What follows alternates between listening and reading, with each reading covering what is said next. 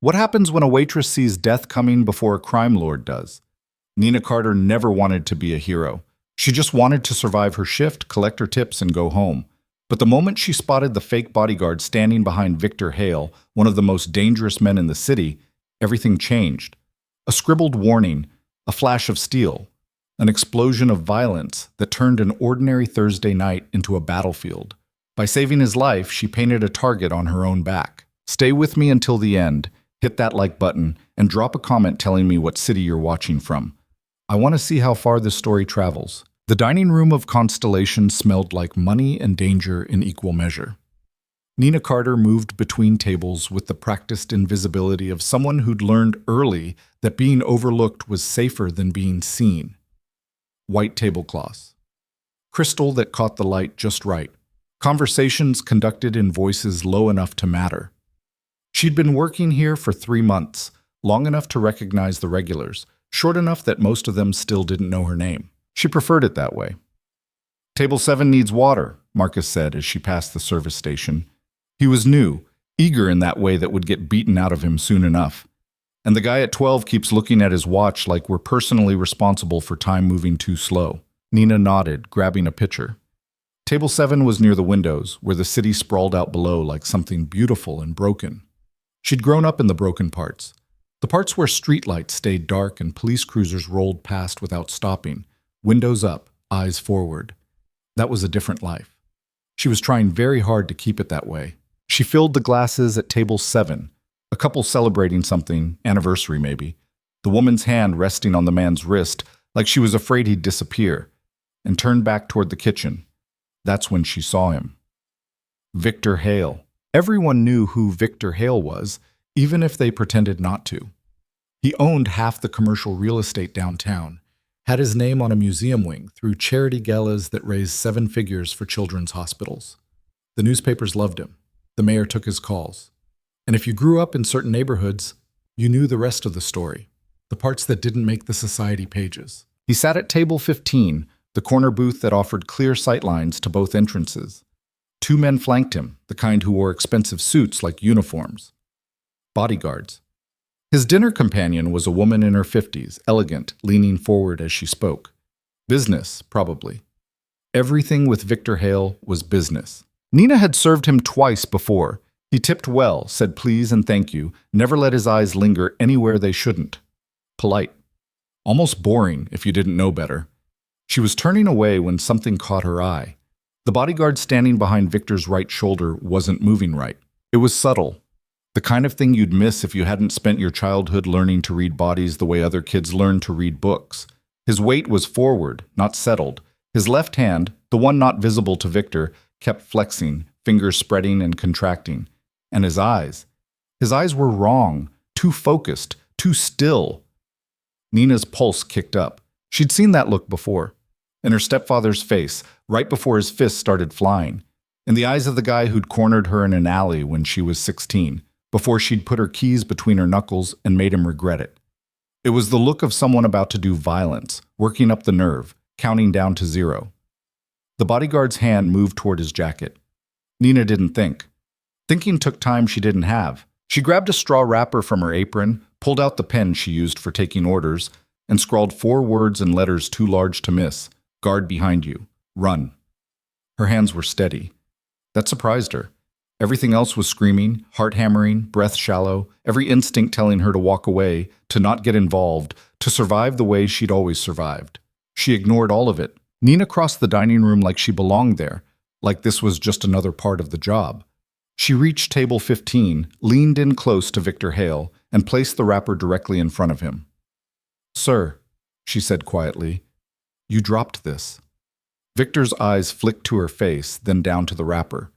She saw the moment he read it, saw something shift behind his expression, not fear exactly, but calculation, recognition. He didn't look at this bodyguard, didn't turn, just folded the wrapper once, very precisely, and slipped it into his pocket. Then he smiled at the woman across from him and said, "I'm sorry, Catherine, but I just remembered an urgent call I need to make. Would you excuse me?" The woman looked annoyed but nodded. Victor stood, buttoning his jacket with the kind of casual grace that probably cost 6 figures to learn. The bodyguard behind him shifted, hand still moving toward his jacket, and Nina saw it now, saw exactly what was about to happen. "Mr. Hale," the bodyguard said, voice tight. "Wrong." "Sit down." Victor stopped. The dining room had gone very quiet. That ambient hum of conversation and clinking silverware had died without Nina noticing, replaced by something heavier.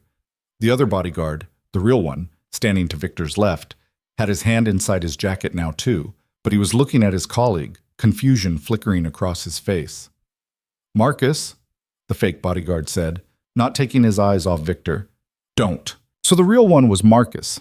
Good to know. Except Marcus wasn't listening. His hand came out of his jacket holding something black and compact, and everything went to hell.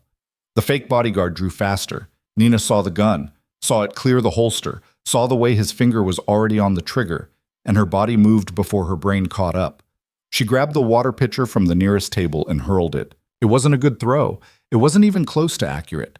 But it was fast and unexpected, and the pitcher hit the fake bodyguard's shoulder just as he fired. The shot went wide, punching into the ceiling. Plaster dust rained down. Someone screamed.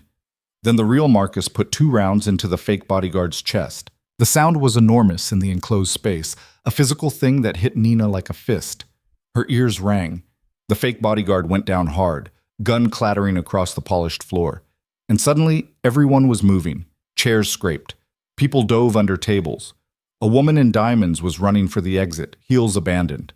The couple from table 7 was frozen, staring, and Nina wanted to scream at them to move, to get down, to do anything except sit there like targets. Victor Hale was already moving, fast and smooth, putting the table between himself and the rest of the room. Marcus was on him, one hand on his shoulder, gun still out, sweeping for additional threats. Nina couldn't move. Her legs had locked, every muscle gone rigid. She was still holding her serving tray. How stupid was that? She was standing in the middle of a gunfight holding a serving tray. "Down!" Marcus shouted. "Everybody down!" Nina dropped. The floor was cold. Hard. She pressed her cheek against it and tried to remember how to breathe. Footsteps. Heavy. Running. More of them than there should be. "3 more, Marcus said, voice clipped. "East entrance. Victor. On me." Nina risked a look. 3 men in dark clothes were coming through the main entrance, moving with purpose.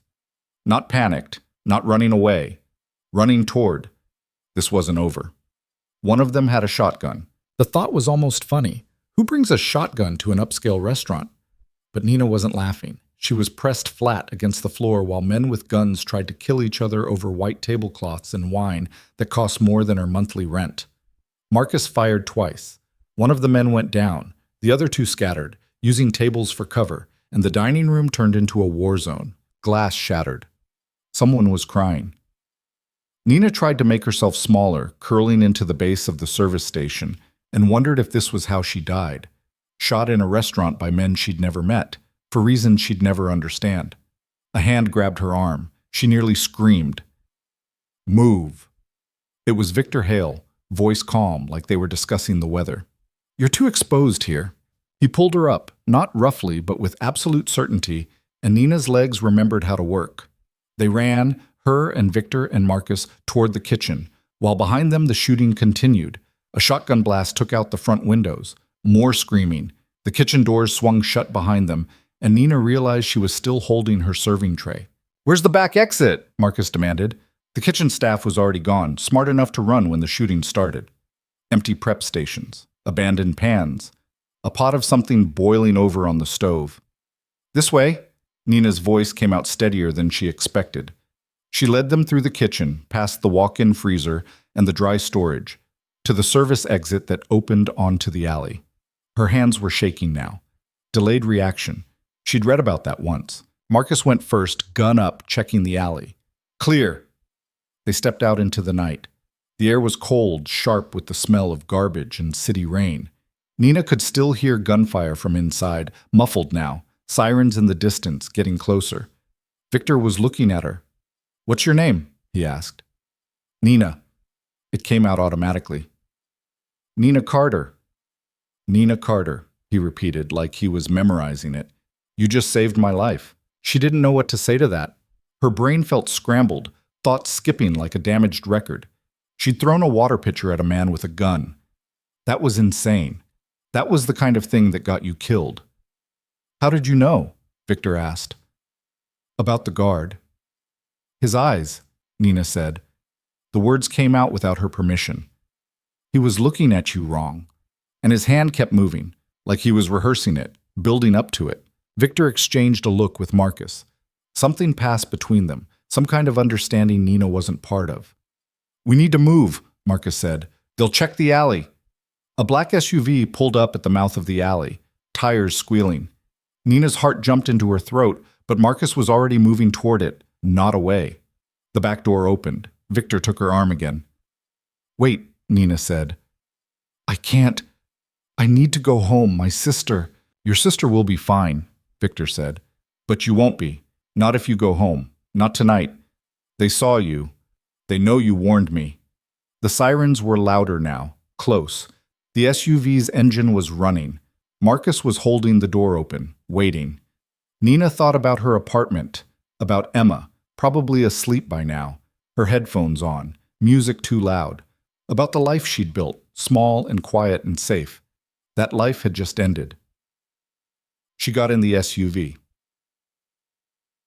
The safe house was in a neighborhood Nina didn't recognize. Nice houses, old trees, the kind of place where people walked dogs at night and didn't check over their shoulders. Victor sat across from her in the SUV, silent. Marcus was in front, on his phone, speaking in clipped sentences. Nina caught fragments. 6 confirmed. Inside job. Need a full sweep. She should be terrified. Part of her was.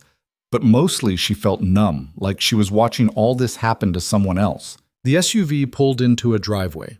Garage door already open. They rolled inside and the door closed behind them, cutting off the outside world. This way? Victor's voice was gentle, like he was escorting her into a hotel, not a hiding place. Inside, the house looked normal, furniture that matched, books on shelves, a kitchen with clean counters.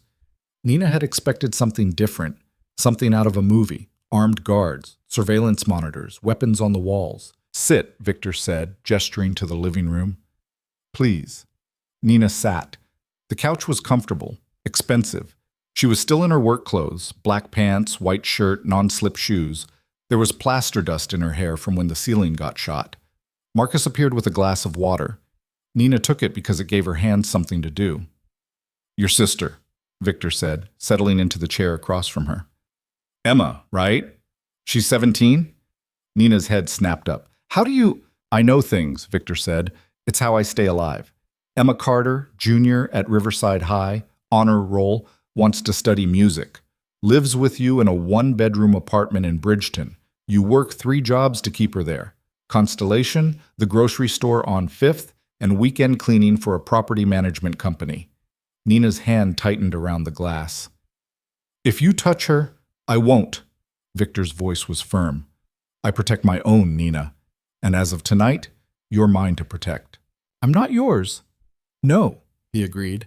But you're in danger because of me, which amounts to the same thing. The man you warned me about? His name was Peter Malik. He worked for me for 3 years. I trusted him. Someone got to him, turned him, paid him to put a bullet in my head. And when that failed, they sent 3 more men to finish the job. Who? Nina asked. That's what I'm going to find out. Victor leaned forward, elbows on his knees. But first, I need to make sure you're safe. And your sister. Marcus is already arranging protection for her. Discreet. She won't even know they're there, Nina wanted to argue, wanted to say she didn't need his help, didn't want any part of this. But she wasn't stupid. If they'd seen her, and they had, she'd walked right up to Victor's table in full view of everyone, then they knew she was involved. How long? She asked. Until we find who ordered the hit. Could be days, could be longer. I have rent due, bills, Emma's school, taken care of, Victor said. All of it. You help me, I help you. That's how this works. Help you how? Nina's voice came out sharper than intended. I'm a waitress. What exactly do you think I can do? Victor smiled. It was a strange expression, not quite warm, not quite cold. Calculating. You saw something tonight that trained professionals missed, he said. Peter Malik passed every security screening. He'd been with me for 3 years, like I said. Vetted, watched, and in all that time, no one saw what you saw in 30 seconds. I got lucky. Luck doesn't read body language that well, Victor said. Luck doesn't throw a pitcher at a man with a gun. You have instincts, Nina. Good ones, survival instincts. The kind you don't learn, you earn them. Nina said nothing. She didn't want to talk about where those instincts came from, about the stepfather who taught her to read violence before it landed, about the years of walking on eggshells, watching for signs, learning which silences were safe and which ones meant run. I have people who handle security, Victor continued. Good people, but they think like security. Protocols, procedures, patterns. What I need right now is someone who thinks different, someone who notices what doesn't fit. You want me to find the traitor, Nina said. I want you to help me find everyone involved, Victor corrected. Peter wasn't acting alone. Someone recruited him. Someone planned this. And someone inside my organization is feeding them information. Nina set down the water glass. Her hands had stopped shaking. And if I say no, then I keep you safe anyway, Victor said, because that's the right thing to do. But I think you'll say yes. Why? Because you didn't have to warn me tonight. You could have walked away, minded your business, stayed safe. But you didn't. You saw something wrong and you acted, even though it put you at risk. That tells me everything I need to know about who you are. Nina thought about Emma, about the college applications she'd helped her fill out last month, about the music scholarship she might actually get if her grades stayed solid, about the life Nina had fought for, tooth and nail, ever since she'd gotten custody when Emma was 12 and she was 20. How much? She asked. Victor blinked. Excuse me? How much do you pay people who help you find traitors? For the first time that night, Victor Hale laughed. It was a real laugh, surprised and genuine. 50,000, he said. 50,000 when this is over, plus all expenses covered while you're under my protection. Your sister's too.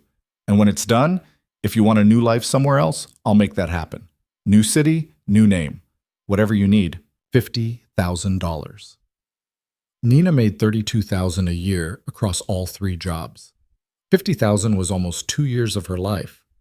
Emma's first year of college, paid in full, a car that didn't break down every other month, a security deposit on an apartment with a real bedroom for each of them. Okay, Nina said. Okay. I'll help you. Victor extended his hand. Nina shook it. His grip was firm, warm, and she had the distinct feeling she'd just made a deal with something dangerous. Good, Victor said, releasing her hand. We start tomorrow. For tonight, get some rest. Marcus will show you to your room. There's clothes in the closet, bathroom stocked, anything you need. Nina stood. Her legs felt more solid now. What about Emma? She's already covered, Marcus said from the doorway. Nina hadn't heard him approach. 2 men outside your building, 1 in the lobby. Rotations every 6 hours. If she leaves, they follow. If anyone approaches her, they intervene. She won't see them unless she needs to. Nina nodded. It should have been comforting. Mostly it just made everything feel more real. Marcus led her upstairs to a bedroom that looked like it belonged in a catalog. Big bed, clean sheets, window with curtains that actually matched. Nina sat on the edge of the bed and tried to process the last 2 hours. She'd thrown a pitcher at a gunman. She'd gotten into a car with a crime lord. She'd just agreed to help hunt down a traitor for $50,000. Emma was going to kill her, assuming she survived long enough to tell her. Nina pulled out her phone. 3 missed calls, all from Emma. 2 texts. Where are you? Your shift ended an hour ago. Nina, am freaking out. Call me. She typed back. Sorry. Emergency at work. Staying at a friend's place tonight. I'm fine. Love you. 3 dots appeared immediately. Then, what friend? You don't have friends. Fair point. New friend, from work. I'll explain tomorrow. Go to sleep. You're being weird. I know, trust me. Love you.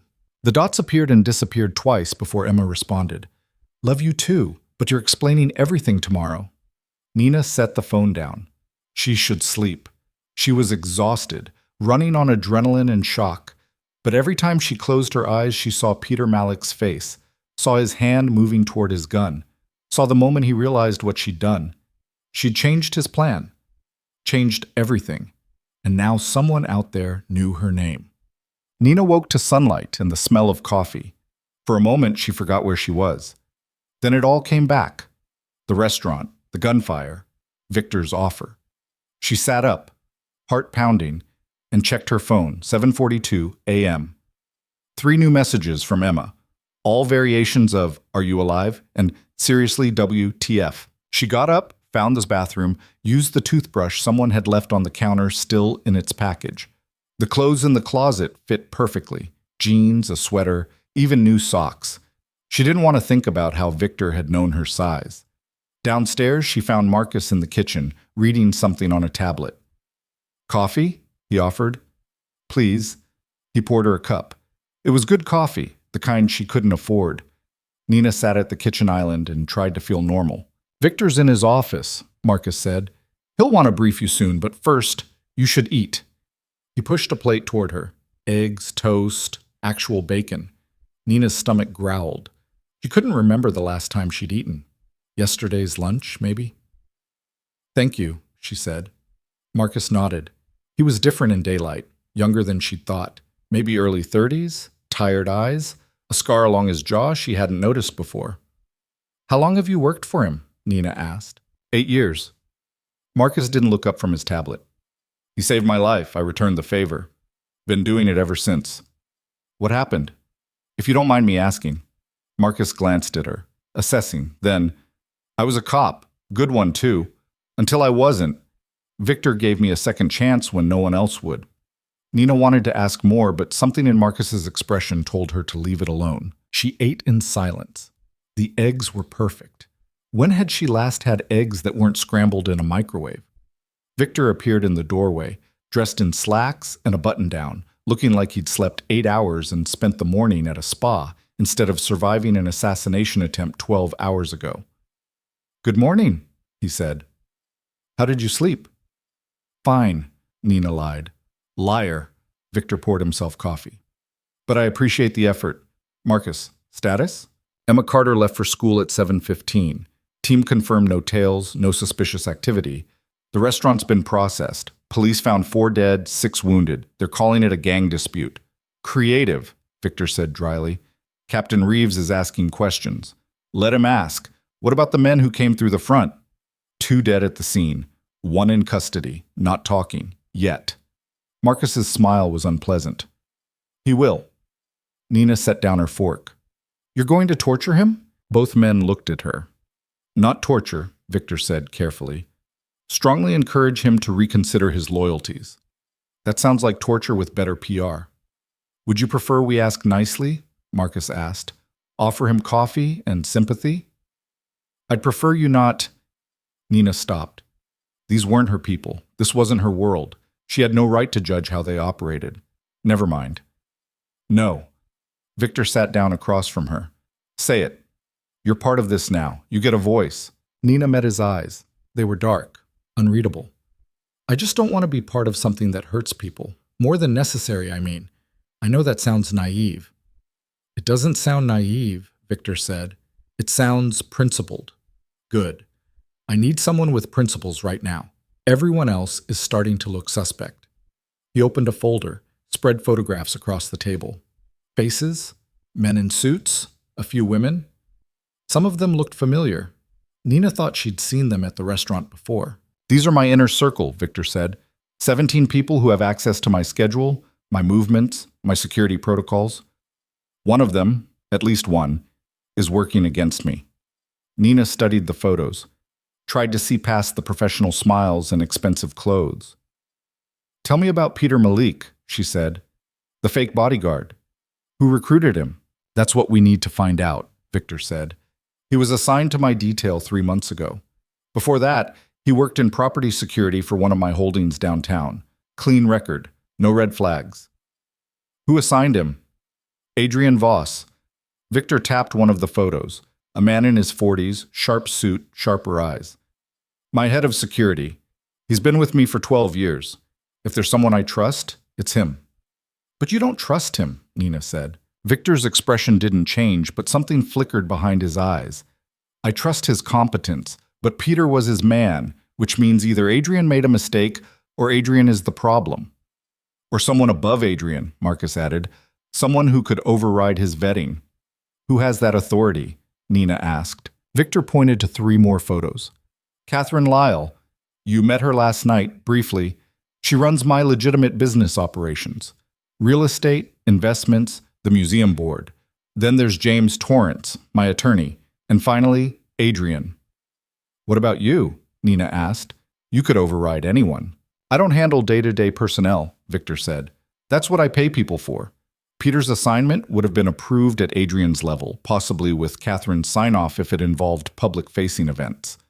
Nina pulled Adrian's photo closer, studied his face. Has his behavior changed recently? New expenses? Travel? Meetings with people outside your organization? Marcus? Marcus pulled up something on his tablet. Adrian's been clean, same routine, same expenses, no unusual contact. If he's the leak, he's being careful. Too careful, Nina said. Both men looked at her. People make mistakes, she explained. They get comfortable, sloppy. If Adrian's been with you for 12 years and he suddenly goes completely clean, no deviations at all, that's suspicious. It means he's trying too hard. Victor smiled. See? This is exactly what I need. Fresh eyes. What about the others? Nina pointed to the remaining photos. Who else had access to your schedule yesterday? Victor walked her through them. Catherine, the businesswoman. James, the lawyer. Adrian, security. Then there were the lieutenants, men who ran various operations, reported directly to Victor, had pieces of the puzzle but not the whole picture. Any of them could have known I'd be at Constellation, Victor said. It's one of my regular spots. I go there twice a month, always on Thursdays, always the same table. Predictable, Nina said. By design. People need to be able to find me, within reason. Accessibility breeds loyalty, but it also creates vulnerabilities. Nina stood, walked to the window. The neighborhood outside looked peaceful. Normal. Hard to believe she was hiding from assassins in a house that smelled like fresh coffee and expensive furniture polish.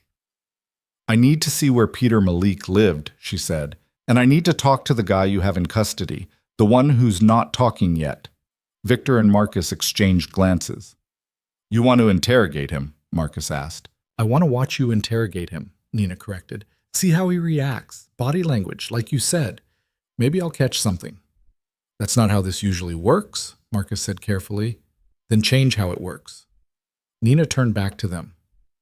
You hired me to see what you miss. Let me do my job. Victor's smile widened. I like her. She's going to be a problem, Marcus said, but there was approval in his voice. The best people usually are. Victor stood, straightening his cuffs. All right, Nina Carter, let's see what you can do. Peter Malik had lived in a studio apartment in Fletcher Heights, the kind of building where the elevator smelled like old cooking and broken dreams. Marcus had already been through it once, but he let Nina take the lead this time. The apartment was small, clean, almost compulsively so. One room that served as bedroom, living room, and kitchen. Bathroom barely big enough to turn around in. Nina moved slowly, touching nothing, just looking. No photos, she said. Marcus looked up from the desk he was searching. What? No pictures, no family photos, no friends, nothing personal on the walls, just generic art, the kind that comes with the frame. Some people don't do photos. Everyone does something, Nina said. Even if it's just a postcard or a concert ticket or a coffee mug with a stupid saying. This place looks like a hotel room, like he was just passing through. She opened the closet. 4 suits, all dark, 6 shirts, 2 pairs of shoes, everything arranged with military precision. How long did he live here, but? Nina asked. Lease says 9 months, say. 9 months and he hasn't unpacked. Nina closed the closet. Or he packed light on purpose. Easy to leave fast if he needed to. She moved to the kitchen, opened the refrigerator. Milk, eggs, basic groceries. Nothing unusual. The freezer held 2 frozen dinners and an ice tray. Check the ice, Nina said. Why? Just check it. Marcus pulled out the tray, knocked the ice into the sink. Nothing. But when he checked the compartment underneath, he found a small waterproof bag. Inside, $10,000 in cash and a burner phone. Well, Set, Marcus said. That's interesting. Nina felt a small surge of satisfaction. She'd been right. Can you trace the phone? Already on it. Marcus was typing on his phone. If he made any calls, we'll know. They left the apartment building, got back into the SUV. Nina watched the neighborhood roll past. Chain-link fences, corner stores with bars on the windows, people waiting at bus stops with that look of tired resignation she knew too well. How did you know? Marcus asked. About the ice. My stepfather used to hide things, Nina said. Money, mostly. Sometimes other stuff. Pills. Whatever he didn't want my mom finding. The freezer was his favorite spot. Figured it was worth checking. Marcus didn't ask about the stepfather. Nina was grateful. The interrogation room was in a warehouse across town, the kind of place that didn't exist on any official record. Marcus led her down a hallway that smelled like concrete and old paint, stopped at a door with a one-way mirror. He's in there, Marcus said. Name's Kyle Brennan. 28, ex-military, dishonorable discharge 3 years ago. Been working private security since then. He's not talking, but he's scared. Through the mirror, Nina could see a young man handcuffed to a table. He looked tired, pale. There was dried blood on his collar from a split lip. Who hit him? Nina asked. He resisted during arrest. Uh-huh. Marcus gave her a look. We're not the good guys, Nina. The sooner you accept that, the easier this gets. I never said you were the good guys, Nina replied. I just want to know if the hitting worked. Not yet. Want to watch me try again? Nina studied Kyle Brennan through the glass. He was bouncing his leg under the table, a nervous habit. His eyes kept going to the door.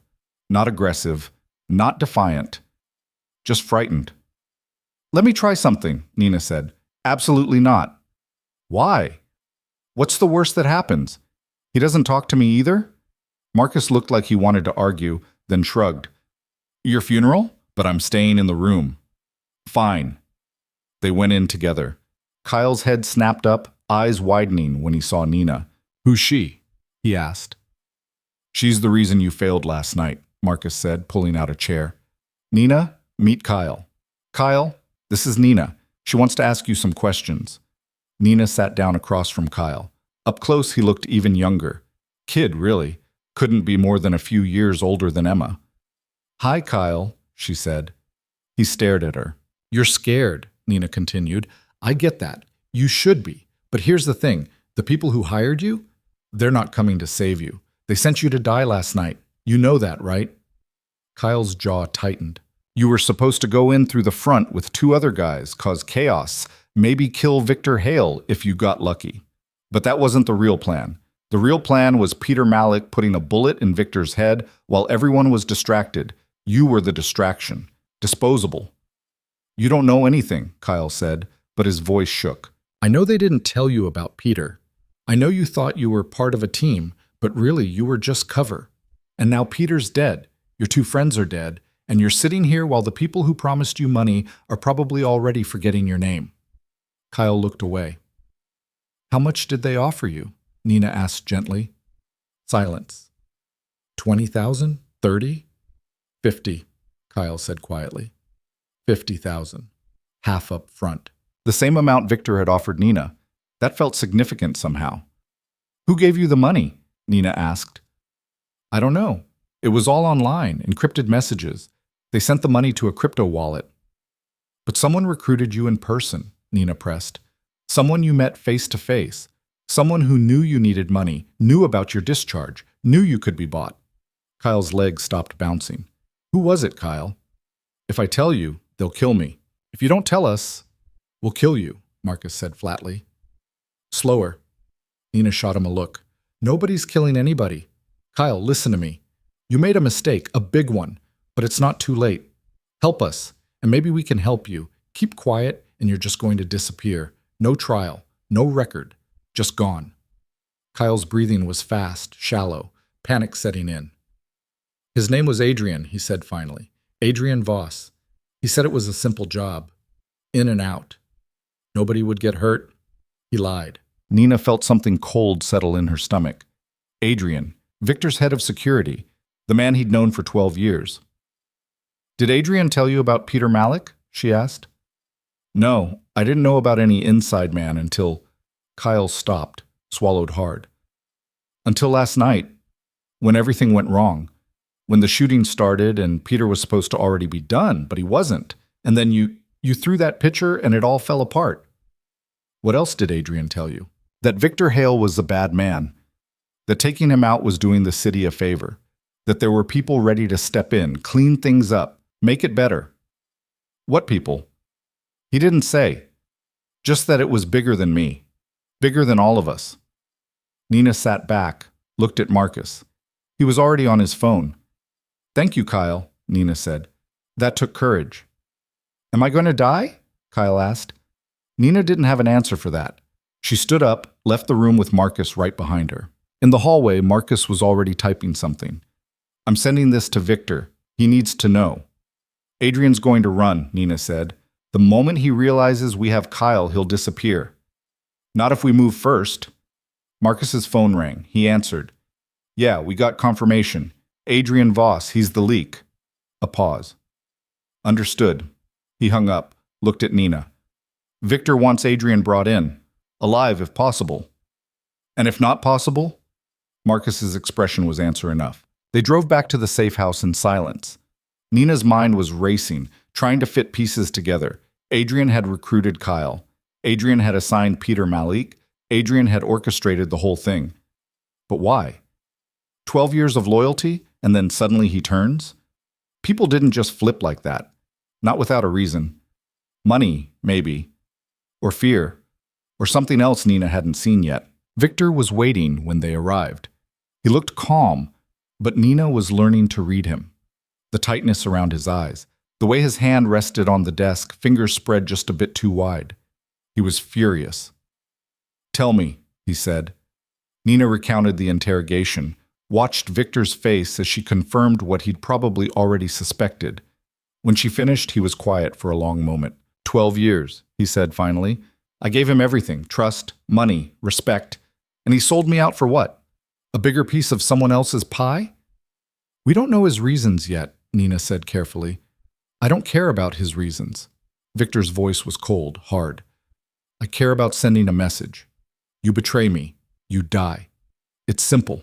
It's not simple if he had help, Nina said. Kyle said it was bigger than all of them. Adrian's not working alone. If you kill him before we find out who else is involved, you'll be right back where you started. Victor looked at her, really looked, like he was seeing something new. You're right, he said, which is why you're going to help me find them, all of them. How? Victor's smile was dangerous. By doing exactly what Adrian won't expect. We're going to make him think he's still trusted, still safe, and we're going to watch very carefully to see who he runs to. Nina understood. You want to use him as bait. I want to use him as a trail of breadcrumbs leading straight to everyone who thought they could take what's mine. It was a good plan, brutal but effective. Nina should have been horrified, should have wanted out. Instead, she found herself nodding. What do you need me to do? She asked. And just like that, she was all the way in. The next 48 hours were a masterclass in deception. Victor played his part perfectly. He called Adrian personally, voice warm with gratitude, thanking him for his quick response during the attack. Praised his team's training, even joked about needing to update their threat assessments. Adrian sounded relieved on the other end of the line, professional as always, promising a full security review by week's end. Nina listened to the call on speaker, watching Victor's face stay smooth while his eyes stayed cold. He bought it, Marcus said after Victor hung up. Of course he did, Victor replied. Adrian thinks he's smarter than me, always has. That's his weakness. Nina had been studying Adrian's file for hours. Everything Marcus could pull. Financial records, phone logs, surveillance footage from the past 6 months. On paper, the man was clean. Too clean, like she'd said before. But there were gaps. Small ones. An hour here, 2 hours there, where his location couldn't be confirmed. He's careful, she told Victor. Meets his contacts in dead zones, places without cameras, probably uses burner phones, changes them regularly. So how do we catch him? Nina tapped the file. We don't catch him. We make him catch himself. She'd been thinking about this since the interrogation. Adrian was smart, experienced, paranoid. He wouldn't slip up easily. But everyone had pressure points. Everyone had something they cared about more than being careful. What's his weak spot? Nina asked. Victor considered. Money. Adrian likes money, always has. That's why I paid him well, kept him loyal. Except it didn't, Marcus pointed out. Because someone offered him more, Nina said. Or offered him something money can't buy. Power, maybe. A bigger role. What if we make him think the whole thing's falling apart? That whoever he's working with is about to cut him loose? Victor's eyes sharpened. Create panic. Force him to make contact. Exactly. If he thinks he's about to lose everything, he'll reach out to his handler, try to salvage the situation. And when he does, we follow the breadcrumbs, Marcus finished. It was risky. If Adrian suspected a trap, he'd disappear. But doing nothing meant waiting for the next attack, and Victor was done playing defense. How do we panic him? Victor asked. Nina had already thought about that too. Kyle Brennan. We let it leak that he's talking, that he gave up names. Adrian will think his cover's blown. Adrian knows we have Kyle, Marcus said. He's probably already assuming Kyle talked. Assuming isn't knowing, Nina countered. Right now, Adrian's probably telling himself that Kyle doesn't know enough to hurt him, that all their communication was encrypted, untraceable. But if we make it seem like we have proof, recordings, messages, something concrete, he'll panic. Victor smiled. I'll make a call.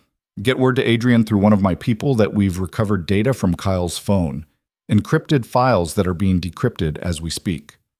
Will he believe it? Nina asked. He'll believe enough to worry, and worry makes people sloppy. The plan was set in motion that afternoon.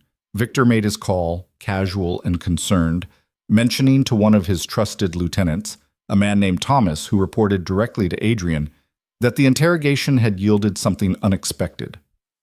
Technical evidence. The kind that couldn't be denied. Thomas would tell Adrian. Adrian would try to verify, and then they'd watch what he did next. Nina spent the rest of the day learning the organization's structure. Victor walked her through it, names and faces and relationships that went back decades. It was complicated, layered, with legitimate businesses hiding less legitimate operations, hiding things Victor wouldn't discuss even with her. You don't need to know everything, he said when she pressed. Just enough to spot what doesn't fit. Catherine Lyle came by the safe house that evening. The woman from the restaurant, elegant and composed, wearing a suit that probably cost more than Nina's car. She looked at Nina with undisguised curiosity. So you're the waitress who saved his life, Catherine said, extending a hand.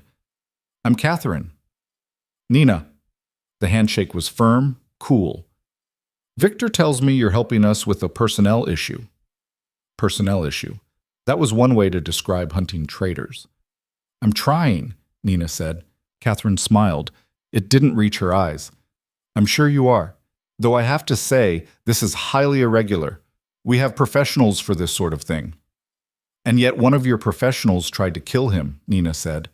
The smile vanished. Touché. They sat in Victor's office. Nina, Victor, Catherine, and Marcus. Catherine had brought files, ledgers, things that meant nothing to Nina but made Victor's expression tighten. The real estate deal in Fletcher Heights is stalling, Catherine said. The city council is asking questions. I think someone's been talking to them. Who? Victor asked. I don't know yet, but the timing is suspicious. Right after the attempt on your life, suddenly we have regulatory problems? Adrian handles some of our city contacts, Marcus noted. Adrian handles everything, Catherine said sharply. That's the problem. He's embedded so deeply that cutting him out will cause damage no matter how careful we are. Then we don't cut him out, Victor said. Not yet. We isolate him, slowly, move responsibilities around, make it look natural. Nina listened, trying to follow the conversation. They were talking about construction permits and zoning variances, but underneath it was something else. Power, territory, money flowing through channels she couldn't see. What about James? Catherine asked. Have you told him yet? No, Victor said, and we're keeping it that way. The fewer people who know about Adrian, the better. James is your attorney. He'll need to know eventually. Eventually isn't now. Catherine didn't look happy, but she nodded. She gathered her files, stood to leave, then paused at the door. Be careful with this one, she said, glancing at Nina. She's observant. That can be useful or dangerous, depending. When she was gone, Nina looked at Victor. She doesn't trust me. She doesn't trust anyone, Victor said. That's what makes her valuable. Do you trust her? Victor was quiet for a moment. Catherine's been with me for 15 years. She's built half my legitimate empire. If she wanted me dead, she's had 1,000 opportunities. So yes, I trust her, as much as I trust anyone. Which wasn't much, Nina was learning. That night, Nina called Emma. They'd been texting, but Emma was demanding a real conversation, and Nina couldn't put it off any longer. Okay, seriously, what is going on? Emma said the moment she picked up. You've been gone for 2 days. You're not at work. You're not home. Are you in trouble? No, Nina lied. I'm fine. Something came up. I'm helping someone with a project. What project? And who? Nina, you're freaking me out. Nina closed her eyes. She hated lying to Emma. They'd promised each other after everything with their mother and the stepfather that they'd always be honest. No secrets. I can't explain right now, Nina said, but I need you to trust me. Can you do that? Silence on the other end, then. Are you safe? Yes. Are you going to come home? Soon. I promise. You promise. I promise. Emma sighed. Okay, but Nina, whatever this is, be careful. You always try to save everyone. Sometimes you need to save yourself first. The words hit harder than Nina expected. I know. I love you. Love you too. Even when you're being weird and mysterious. After she hung up, Nina sat in the dark bedroom, staring at nothing. Emma was right. She did try to save people. Had been doing it since she was 12 years old, standing between her mother and a man twice her size, learning that sometimes the only way to protect someone was to put yourself in the line of fire. She'd saved Victor the same way, without thinking, just reacting. And now she was in so deep she couldn't see the surface anymore. The next morning, Marcus came to her with news. Adrian made contact. Nina sat up. When? 3 hours ago. He went to a coffee shop in Riverside, sat for exactly 8 minutes, then left. No phone call we could detect. No visible handoff. But he met someone. Who? Marcus pulled up surveillance footage on his tablet. The video showed Adrian at a corner table, across from a man Nina didn't recognize. Older, maybe 60, gray hair, expensive coat. That's Richard Kane, Marcus said. He owns a private security firm. Does contract work for some of the biggest names in the city.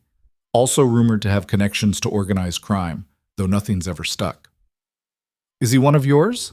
Nina asked Victor, who joined them. No, Victor said, studying the screen. We've crossed paths, but we're not allies. If Adrian's meeting with him, it's not on my behalf. Nina watched the video. Adrian was talking, animated, stressed. Richard Kane just listened, expression neutral. Then Kane said something short, stood, and left. The whole meeting lasted less than 10 minutes. What do you think they discussed? Nina asked. Damage control, Victor said. Adrian's trying to figure out how much trouble he's in. Kane's probably telling him to stay calm, stick to the plan. Or Kane's telling him to run, Marcus suggested. He won't run, Nina said. Both men looked at her. Adrian's not stupid. He knows running makes him look guilty. Right now he thinks he can still play this off, convince you he's loyal. He'll only run if he's absolutely certain you know. So we need to make him certain, Victor said. Nina nodded. But carefully. If we push too hard too fast, he disappears and we lose our chance to find everyone else involved. What do you suggest? Nina thought about it. Bring him in for a meeting. Make it seem routine. Security debrief after the attack. But during the meeting, mention something that only the traitor would know. Watch how he reacts. Like what? The money, Nina said. Kyle said Adrian paid him $50,000, half up front. If we mention that specific amount in connection to the investigation, Adrian will know we have details we shouldn't, but it won't be obvious enough to look like a direct accusation. Victor smiled. You're good at this. I'm good at reading people, Nina corrected.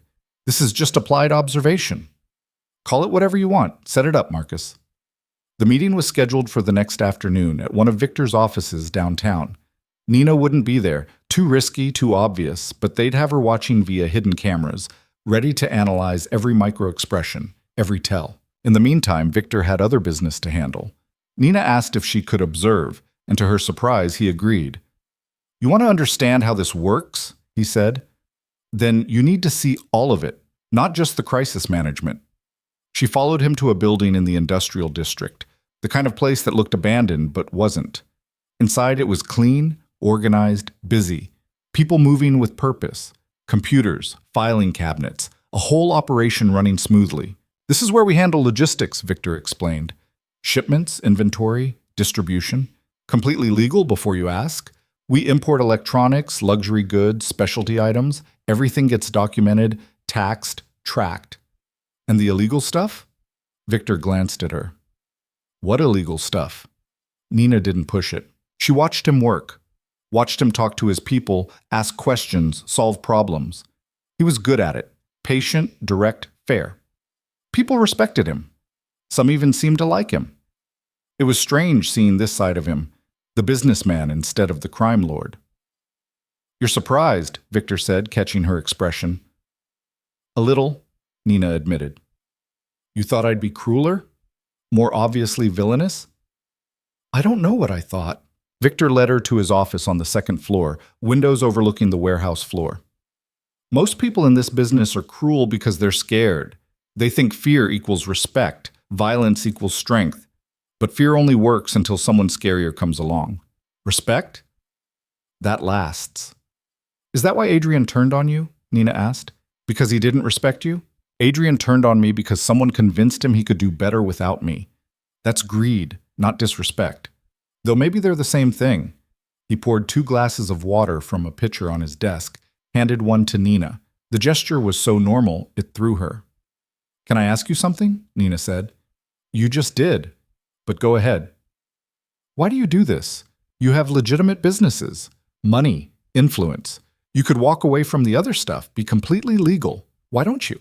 Victor sat on the edge of his desk, considering. You know what I learned early on? The law protects people who don't need protection. The rich. The connected. Everyone else has to fend for themselves. I grew up fending for myself. And when I got powerful enough to make my own rules, I did. That's not an answer. It's the only answer I have. He looked at her directly.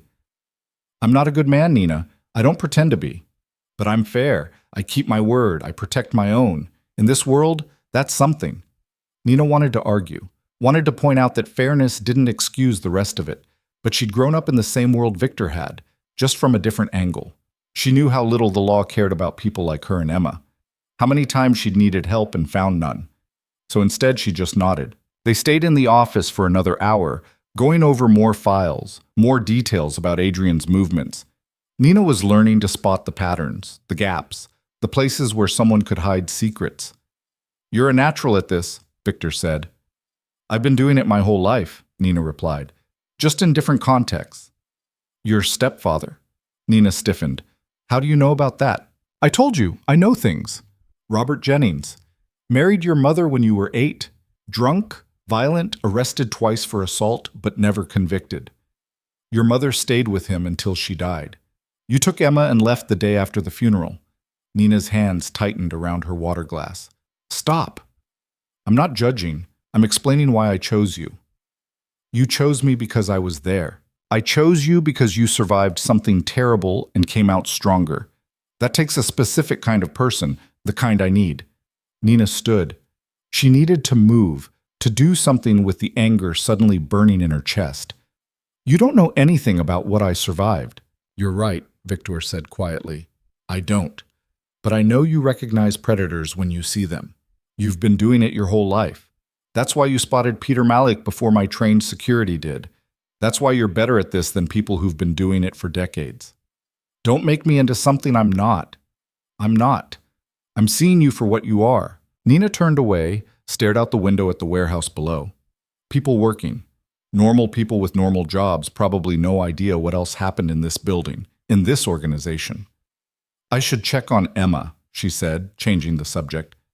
She's fine. Marcus has people watching her around the clock. I know. I still want to check. Victor didn't argue. He gave her space, went back to his desk, and Nina pulled out her phone. Texted Emma. Got back a string of emojis and a complaint about her chemistry teacher. Normal. Safe. The meeting with Adrian was set for 2 o'clock the next day. Nina spent the morning preparing with Victor and Marcus, going over every detail. They'd set up the conference room with hidden cameras covering every angle. Nina would watch from a separate room with a direct line to Marcus's earpiece. Remember, Nina told them, We're looking for micro-expressions. A flinch. A pause. Anything that shows recognition when you mention the 50,000. And if he doesn't react, Marcus asked, then either he's better at this than we thought, or we're wrong about him. We're not wrong, Victor said flatly. At 1:30, Nina was in position in the surveillance room. Multiple screens showing different angles of the conference room. Marcus testing the audio feed. Everything ready. Adrian arrived at 2 exactly. Nina watched him enter, shake Victor's hand, take his seat. He looked tired but composed. Professional. Victor started with pleasantries, thanking Adrian for coming, discussing the security review. Adrian responded appropriately, taking notes, asking questions. Nothing seemed off. Then Victor shifted topics. We've made progress on the investigation, he said casually. The interrogation yielded some interesting details. Financial transactions, mostly. Apparently the attackers were each promised $50,000, half up front. Nina watched Adrian's face on the screen. There, just for a second. His eyes widened fractionally. His hand stopped mid-note, a tiny hitch in his breathing. 50,000, Adrian repeated. That's specific. Very specific, Victor agreed. Makes me think whoever hired them had access to serious capital. This wasn't some amateur operation. Adrian nodded slowly. Do we have any leads on the source of the money? We're working on it. Marcus has people tracing the crypto transactions. Should have answers soon. Another micro-expression. Adrian's jaw tightened. His left hand, resting on the table, curled into a partial fist before he caught himself and relaxed it. Good, Adrian said. That's good. Whoever did this needs to pay. Nina was already typing notes on her laptop, documenting every reaction. He knew. He absolutely knew. The mention of 50,000 had rattled him, and the crypto detail had made it worse. The meeting continued for another 20 minutes. Adrian maintained his composure, but Nina caught 3 more tells. A slight tremor in his voice when discussing next steps, unnecessary touching of his face, and a tendency to over-explain simple points. Classic signs of stress. When Adrian left, Victor and Marcus joined Nina in the surveillance room. Well? Victor asked. He's scared, Nina said.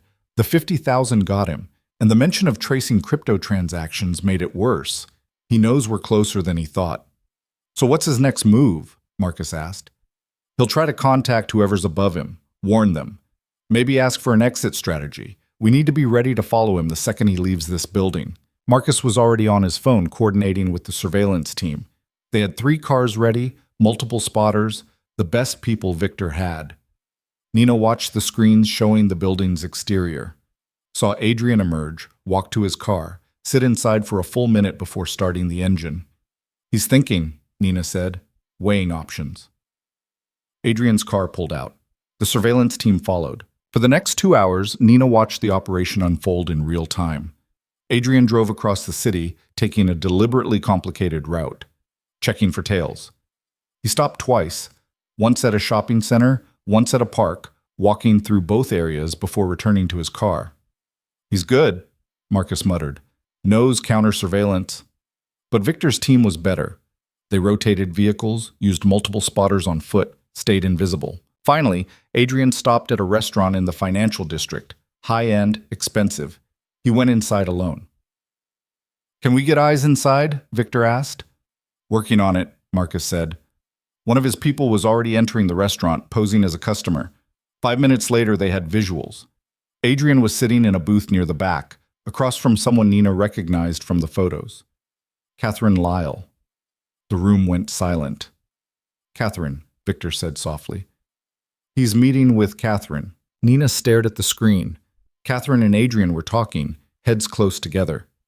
Catherine's expression was neutral, but her body language was tense. Does this mean she's involved? Nina asked. Or it means Adrian's trying to involve her, Marcus suggested, using her as an alibi, making it look like he's still loyal, still coordinating with Victor's inner circle. Or she's been part of it from the beginning, Victor said. His voice was different now, colder. 15 years, she's been with me for 15 years. Nina watched Catherine on the screen, watched her listen to Adrian, nod occasionally, say something that made Adrian lean back and shake his head. It looked like an argument. We need audio, Nina said. Too risky, Marcus replied. The restaurant's too public. We'd have to get too close. They watched for another 10 minutes. Then Catherine stood, put money on the table, and left. Adrian sat alone for a moment, then checked his phone and left as well. Nina's mind was racing. If Catherine was involved, that changed everything. She wasn't just another lieutenant. She controlled the legitimate businesses, the money flows, the connections that kept Victor's empire running. "We can't assume anything yet," Nina said. "This could be innocent. Adrian might be trying to recruit her, or testing her loyalty, or she's been playing me for 15 years, Victor interrupted, building my trust while planning to take it all. "We need more proof," Nina insisted. "One meeting isn't enough." Victor stood, walked to the window. Outside, the city stretched endlessly, towers of glass and steel reflecting the late afternoon sun. "Pull Catherine's records," he told Marcus. "Everything. Financial, communication, travel. I want to know every move she's made in the last 6 months." "Victor, do it." Marcus left without another word. Nina stayed, watching Victor's reflection in the window. "What if you're wrong?" she asked quietly. "What if Catherine's loyal and Adrian's just trying to manipulate her?" "Then I apologize and we move on," Victor said. "But if I'm right and I do nothing, she destroys everything I've built." "Is that what you're afraid of? Losing your empire?" Victor turned. "I'm afraid of being wrong about someone I trusted. Again. That's twice in 1 week, Nina. That's a pattern." Nina understood. This wasn't about business. It was personal. Victor had built his world on knowing people, reading them, predicting them. And if both Adrian and Catherine had fooled him, it meant his instincts were failing. "Let me help," Nina said. "Let me look at Catherine's files. Fresh eyes, remember?" Victor nodded slowly. "All right. But Nina? If she's guilty, there's no saving her. You understand that?" "I understand." She wasn't sure she did, but she knew better than to argue. The rest of the day was spent in data. Catherine's financial records were complex, layered, deliberately opaque. She was smart, covered her tracks well. But Nina had learned something important over the past few days. Everyone left traces. You just had to know where to look. She found the first anomaly around midnight, a payment from one of Catherine's personal accounts to a consulting firm that didn't seem to exist. $20,000 6 months ago. "Marcus, look at this," Nina said. He came over, studied the screen, ran the consulting firm's name through several databases. Nothing came up. "Shell company," he said. "Money goes in, disappears. Standard laundering technique." "Would Catherine need to launder money?" Nina asked. "She's already running Victor's legitimate operations. Not if the money's clean, but if she's getting paid from outside sources, sources that can't be disclosed." Marcus trailed off. "This is bad." They kept digging. Found 2 more payments to different shell companies, all in the last 8 months, all for amounts that were significant but not alarming enough to trigger automatic flags. Nina sat back, rubbing her eyes. "She's being careful. Small amounts spread out over time." "Total comes to 80,000, Marcus said. "That's not small." "No. But it's not enough to fund a takeover attempt either. Where's the rest?" They worked through the night, cross-referencing Catherine's movements with the shell company payments, looking for patterns. Nina's vision started to blur around 3 a.m., but she kept going, fueled by coffee and the knowledge that they were close to something. At 4:15, she found it. "Marcus, the consulting firm that received the first payment, it's registered to an address in Fletcher Heights." Marcus pulled up the property records. The building was owned by a corporation. 3 levels deep, they found the name behind the corporation. Richard Kane, the man Adrian had met at the coffee shop. "There it is," Marcus said quietly. "The connection. Catherine's been paying money to Kane. Adrian's been meeting with Kane. They're working together." Nina's stomach dropped. "We need to tell Victor." "He's asleep." "Then wake him up. This can't wait." Marcus made the call. 5 minutes later, Victor appeared, hair disheveled, eyes sharp despite the hour. Nina showed him what they'd found, watched his expression harden with each piece of evidence. "How long have they been planning this?" Victor asked. "At least 8 months, Nina said. "Maybe longer. The payments to Kane started around the same time Adrian brought Peter Malik onto your security detail. So Catherine's funding it, Adrian's executing it, and Kane's providing the muscle. Looks that way." Victor was quiet for a long moment. When he spoke, his voice was deadly calm. We move tomorrow. Round them all up. Adrian, Catherine, Kane, anyone associated with them. I want answers, and I want them all at once so no one has time to run. That's risky, Marcus warned. If we miss anyone, they'll scatter. We won't miss anyone. Victor looked at Nina. Will we? Nina thought about it. Thought about everything they'd learned, every connection they'd traced. There's still someone missing. Someone above all of them. 80,000 isn't enough money to fund this operation. The 50,000 promised to the attackers alone wipes out most of it. There's another source. Someone with real capital. Who? Victor asked. I don't know yet, but we need to find out before we make a move. If we take down Adrian, Catherine, and Kane, but miss the person funding them, we haven't won. We've just given them a chance to regroup. Victor considered. How long do you need? 24 hours, maybe less. Let me look at Kane's operation, see who he's connected to. We might not have 24 hours. If Adrian suspects we're onto him, then we need to keep him thinking he's safe, Nina interrupted. One more day. Give me that, and I'll find you everyone involved. Victor looked at Marcus, who shrugged. Your call, boss.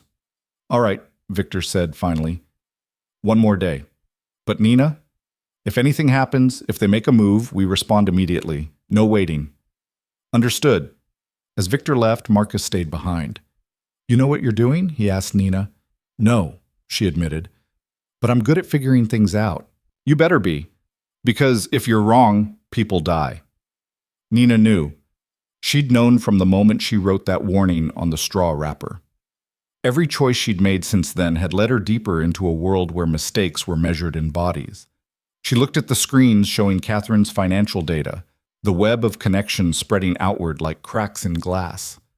Somewhere in that web was the answer, the person pulling all the strings. She just had to find them before everything shattered. Nina didn't sleep. She couldn't afford to. Instead, she sat in front of the computer screens, tracing Richard Kane's connections like following threads through a maze. The man was careful, methodical, but money always left trails if you knew how to look. By 6 a.m., she'd mapped out his entire operation. Security contracts with 3 major corporations, all legitimate. Holdings in 2 private military companies that operated overseas. Investments in real estate, tech startups, a restaurant chain. On the surface, Kane was just another successful businessman playing in the same circles as Victor. But underneath, there were gaps. Money moving through accounts that didn't match up with reported income. Expenses that seemed inflated. And one name that kept appearing in his financial records, buried deep but there if you looked hard enough. James Torrance, Victor's attorney. Nina stared at the name on the screen, her exhaustion momentarily forgotten. James had been with Victor even longer than Catherine. 20 years, according to the files. He handled contracts, negotiations, legal protection for everything Victor did, legal or otherwise. He was supposed to be untouchable. She dug deeper, found payments from one of Kane's shell companies to a law firm James had a stake in. Not direct payments to James himself, nothing that obvious. But the firm had received over $200,000 in the past year for consulting services that had no paper trail, no documentation, nothing to explain what they were actually for. Marcus, Nina called out. He'd been dozing in a chair across the room, but he was awake instantly. What is it? James Torrance. He's connected to Kane. Look at this. Marcus came over, studied the screen. His expression darkened. This doesn't necessarily mean anything. Lawyers do consulting work all the time.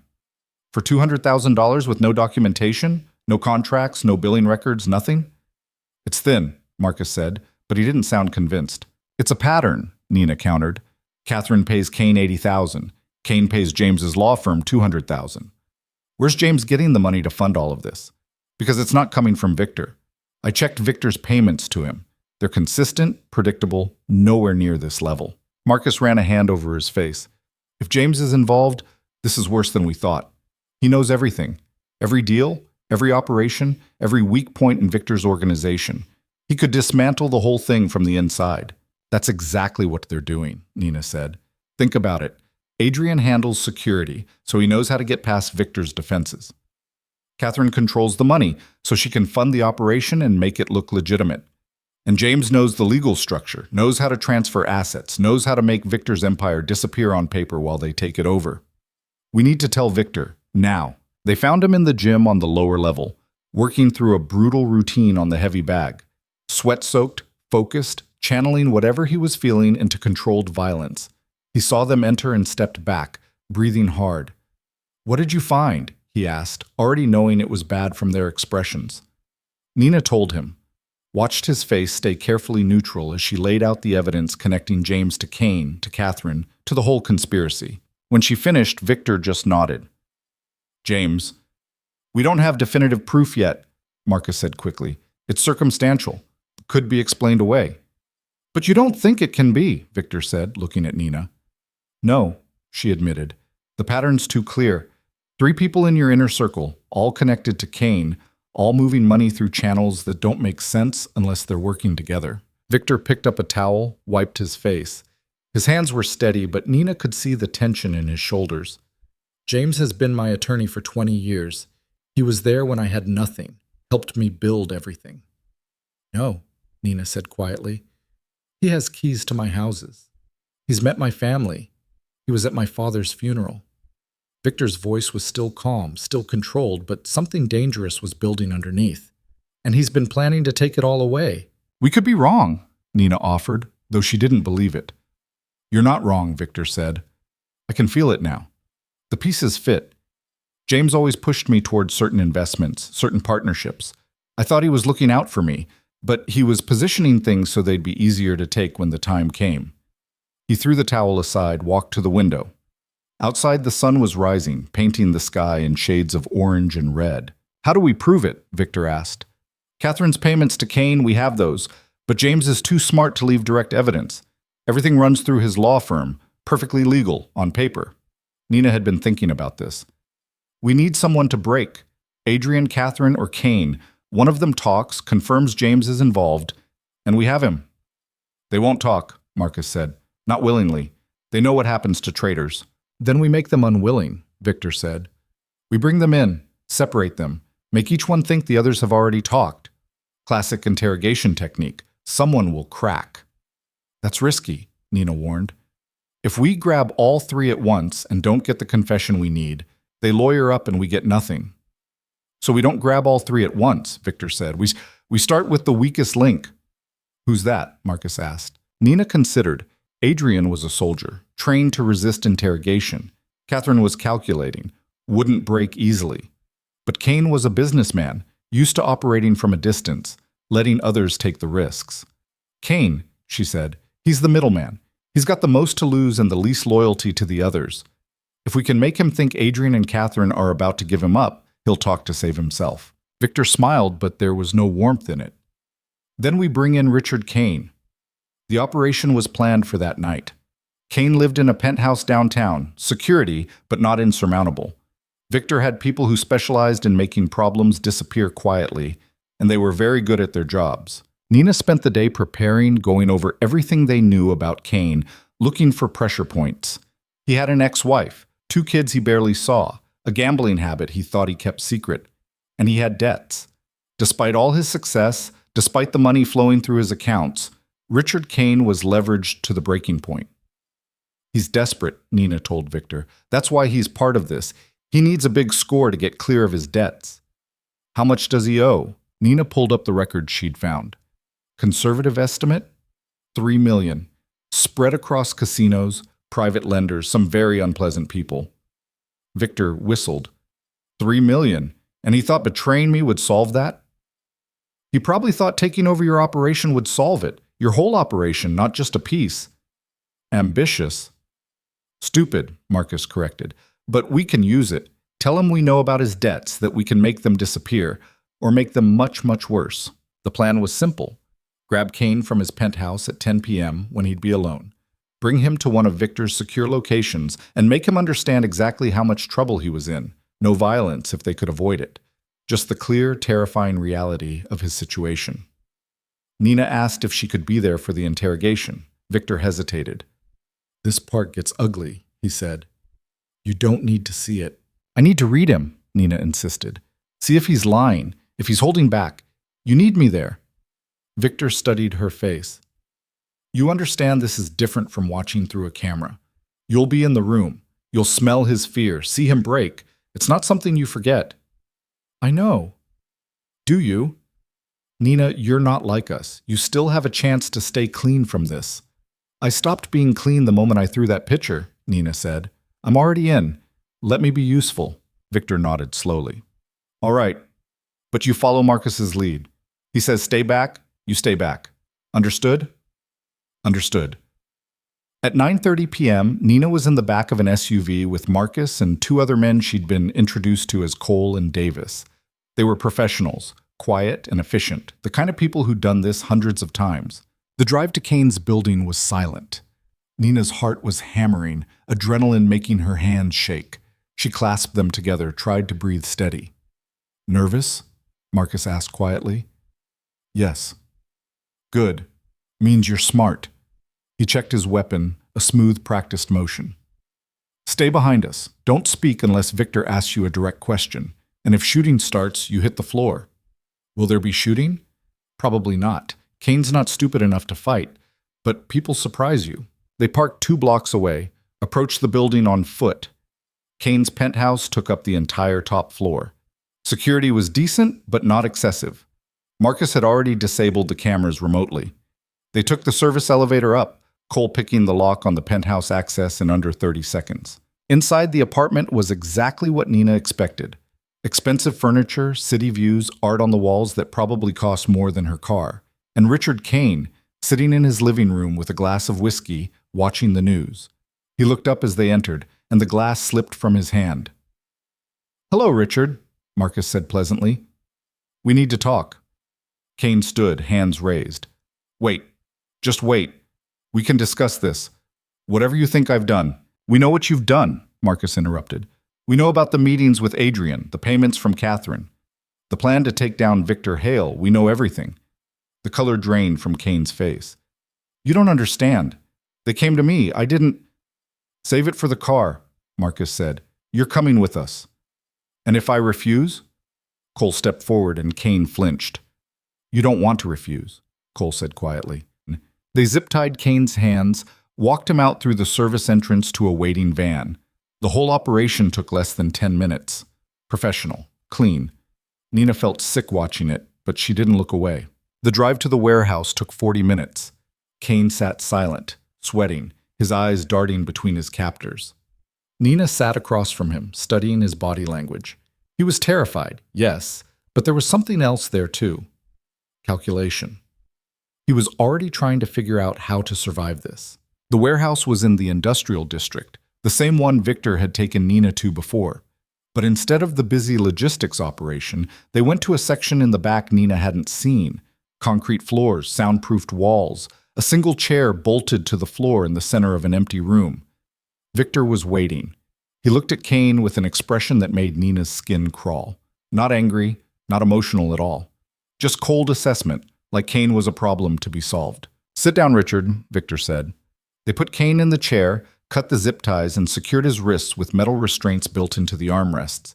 Kane's breathing was rapid, shallow. Do you know why you're here? Victor asked. Victor, please, let me explain. I asked if you know why you're here. Kane swallowed hard. Yes, good. That saves time. Victor pulled over a second chair, sat down facing Kane. Nina stayed by the wall with Marcus, watching. You've been working with Adrian Voss and Catherine Lyle to orchestrate a takeover of my organization. You've been acting as a middleman, providing security personnel for the attempt on my life, coordinating communications, and taking payment for your services. Do I have that right? Kane said nothing. Richard, I'm going to ask again, and I need you to understand something. The only reason you're still breathing is because I want information. The moment you stop being useful, that changes. So I'll ask one more time. Do I have that right? Yes, Kane whispered. Good. Now tell me who else is involved. I don't... Oh, Victor's hand moved so fast Nina almost missed it. One moment he was sitting calmly. The next, his fist had connected with Kane's jaw with a sound like a wooden board breaking. Kane's head snapped to the side, blood spraying from his mouth. Nina flinched, forced herself to keep watching. Don't lie to me, Victor said, voice still perfectly calm. Catherine and Adrian didn't have the capital to fund this operation. Someone else is bankrolling it. Who? Kane spat blood onto the floor. If I tell you, I'm dead. You're dead anyway. Question is whether it's quick or slow, whether your kids find out what you did or whether this all stays quiet. You have leverage, Richard, but only if you use it now. Kane's eyes widened. My kids have nothing to do with this. I know, and they don't need to, but if you make me work for this information, if you waste my time, then I stop caring about collateral damage. You understand? It was a bluff. Nina was almost certain it was a bluff. Victor didn't strike her as someone who'd hurt children, but Kane didn't know that, and the fear in his eyes said he believed it completely. James, Kane said, the word coming out broken. James Torrance. He's been planning this for 2 years. Catherine came to him first, said she could control the business operations. Then James recruited Adrian for security. I came in 6 months ago to provide the muscle. Nina's breath caught. 2 years. This had been in motion for 2 years while Victor trusted them completely. Why? Victor asked. Why did they want to take me down? Because you're predictable, Kane said. James said it. You've gotten comfortable, routine. You trust the wrong people. You don't adapt. They thought they could do better, run things more efficiently, make more money. And the attack at the restaurant? That was supposed to end it. Peter Malik kills you, makes it look like a random hit, and Adrian sweeps in to secure the organization while everyone's in chaos. Catherine already had paperwork ready to transfer key assets. James had legal documents that would have given them control of everything before anyone realized what happened. Victor's expression didn't change, but his hands tightened on his knees. And when that failed, we were supposed to regroup, figure out another approach. But then you started investigating, and Adrian panicked, said you were getting too close. James told him to stay calm, but... Kane stopped, realizing he was saying too much. But what? Victor pressed. But there's a second attempt planned. Tomorrow. At the bridge. Nina's stomach dropped. What bridge? The Meridian Bridge. You have a meeting there at noon with the mayor. Public event, ribbon cutting for the new expansion. James arranged it. Said it would look innocent, keep you visible while we figured out what to do. But it's a trap. Adrian's positioning a sniper on the south tower. Soon as you step up to the podium, you're dead. Victor stood, walked to the corner of the room. Nina could see him processing, adapting. Marcus was already on his phone, probably coordinating security. Who else knows about this? Victor asked. Just us, the core group, and the sniper Adrian hired. Name? I don't know. Adrian handled that part. Victor turned back to Kane. You're going to give me everything. Every detail of the plan. Every person involved. Every contingency they prepared. And then you're going to help me dismantle it. And if I do that, you'll let me go? No, Victor said flatly. If you do that, you'll die quickly. That's the best deal you're getting. Kane's face crumpled. I have kids. Please. You should have thought about your kids before you tried to kill me, Victor said. Marcus, take him to holding. Get every detail documented. Nina, with me. They left Kane sobbing in the chair, walked back through the warehouse to Victor's office. Once inside, Victor finally let his control slip. He slammed his fist into the desk hard enough to make Nina jump. 2 years, he said. James has been betraying me for 2 years. We stopped it, Nina said. We know about the bridge. We can what? Cancel the meeting? Go into hiding? That's not how this works. Victor's eyes were dark, dangerous. If I don't show up tomorrow, it makes me look weak. It tells everyone I'm afraid. In this business, fear is death. So what do? I go to the meeting, Victor said, but I go prepared. And when Adrian's sniper takes his shot, we make sure he's the one who ends up dead. Nina stared at him. You're using yourself as bait. I'm turning their trap into mine. Marcus can position counter-snipers. We grab the shooter before he fires, trace him back to Adrian, and we have proof. Hard proof. The kind that can't be denied or explained away. That's insane, Nina said. If your counter-snipers miss, if they're not fast enough, then I die. Victor said simply. But I'm not going to hide from James and his little rebellion. I'm going to end it, completely. Nina wanted to argue, wanted to tell him there had to be another way. But she could see in his face that his mind was made up. This wasn't just about survival anymore. It was about sending a message. "Let me help," Nina said. "You've helped enough. Tomorrow you stay here where it's safe." "No." Victor looked at her sharply. "No? You said I'm part of this now. You said I get a voice. Well, I'm using it. I've been studying Adrian's patterns for days. I know how he thinks, how he operates.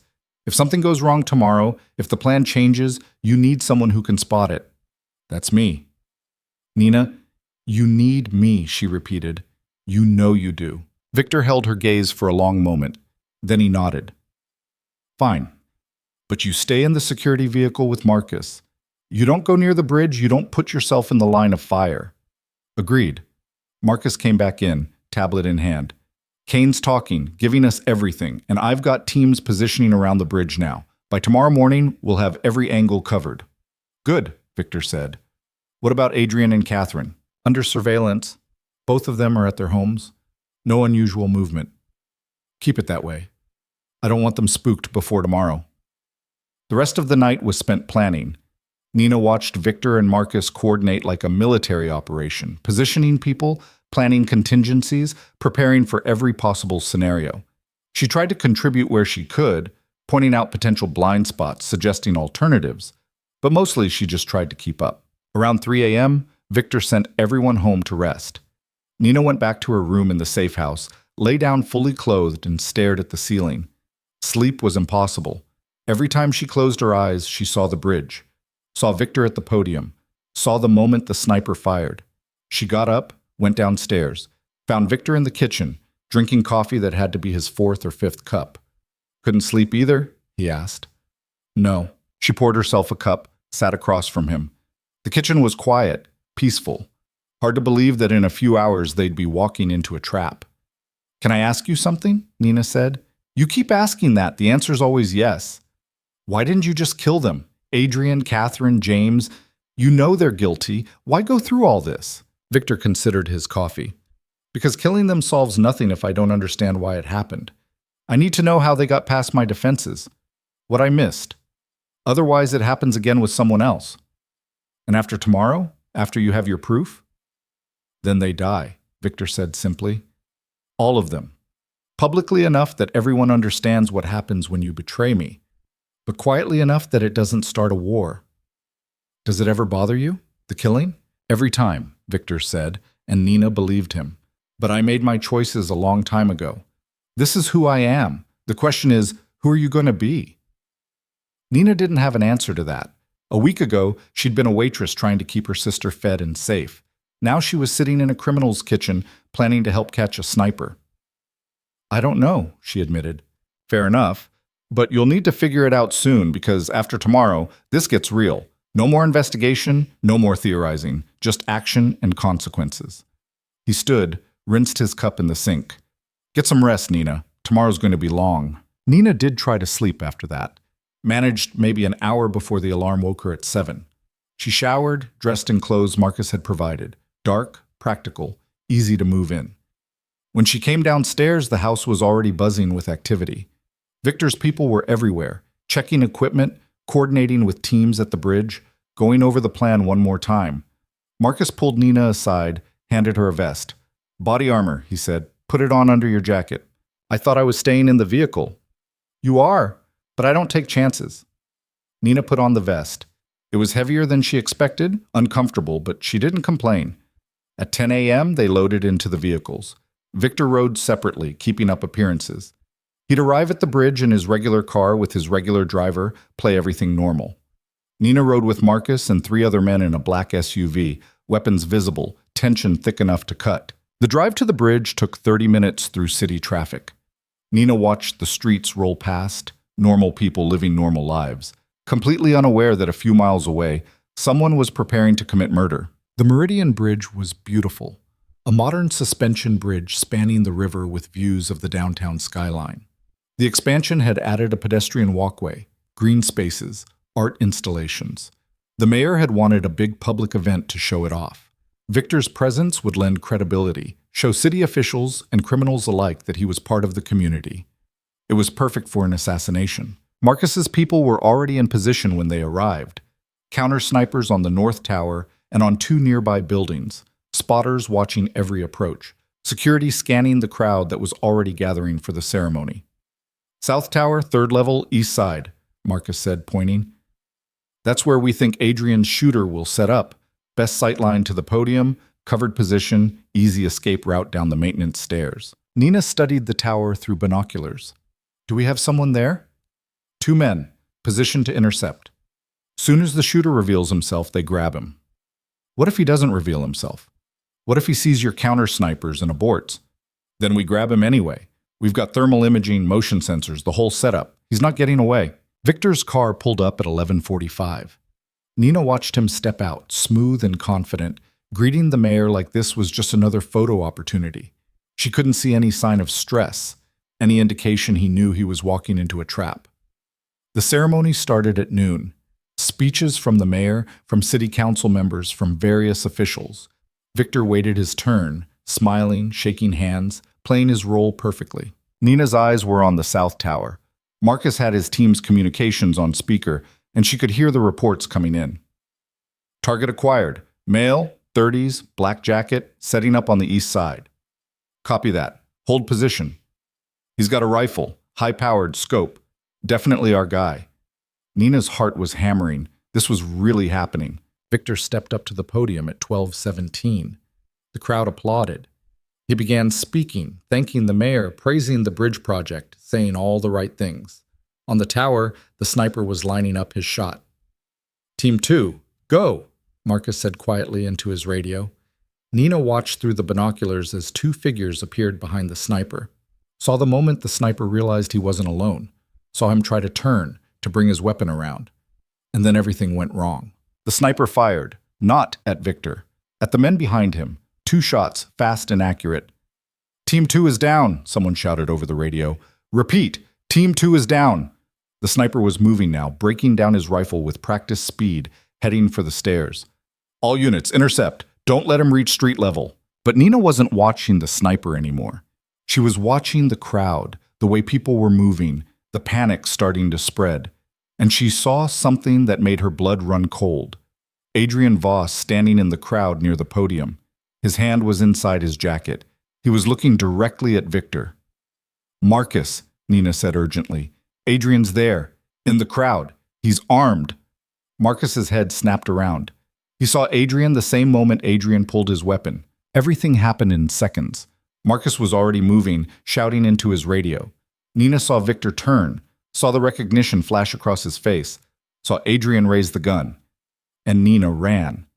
She didn't think, didn't plan, just moved, throwing herself out of the SUV, running toward the podium faster than she'd ever run in her life.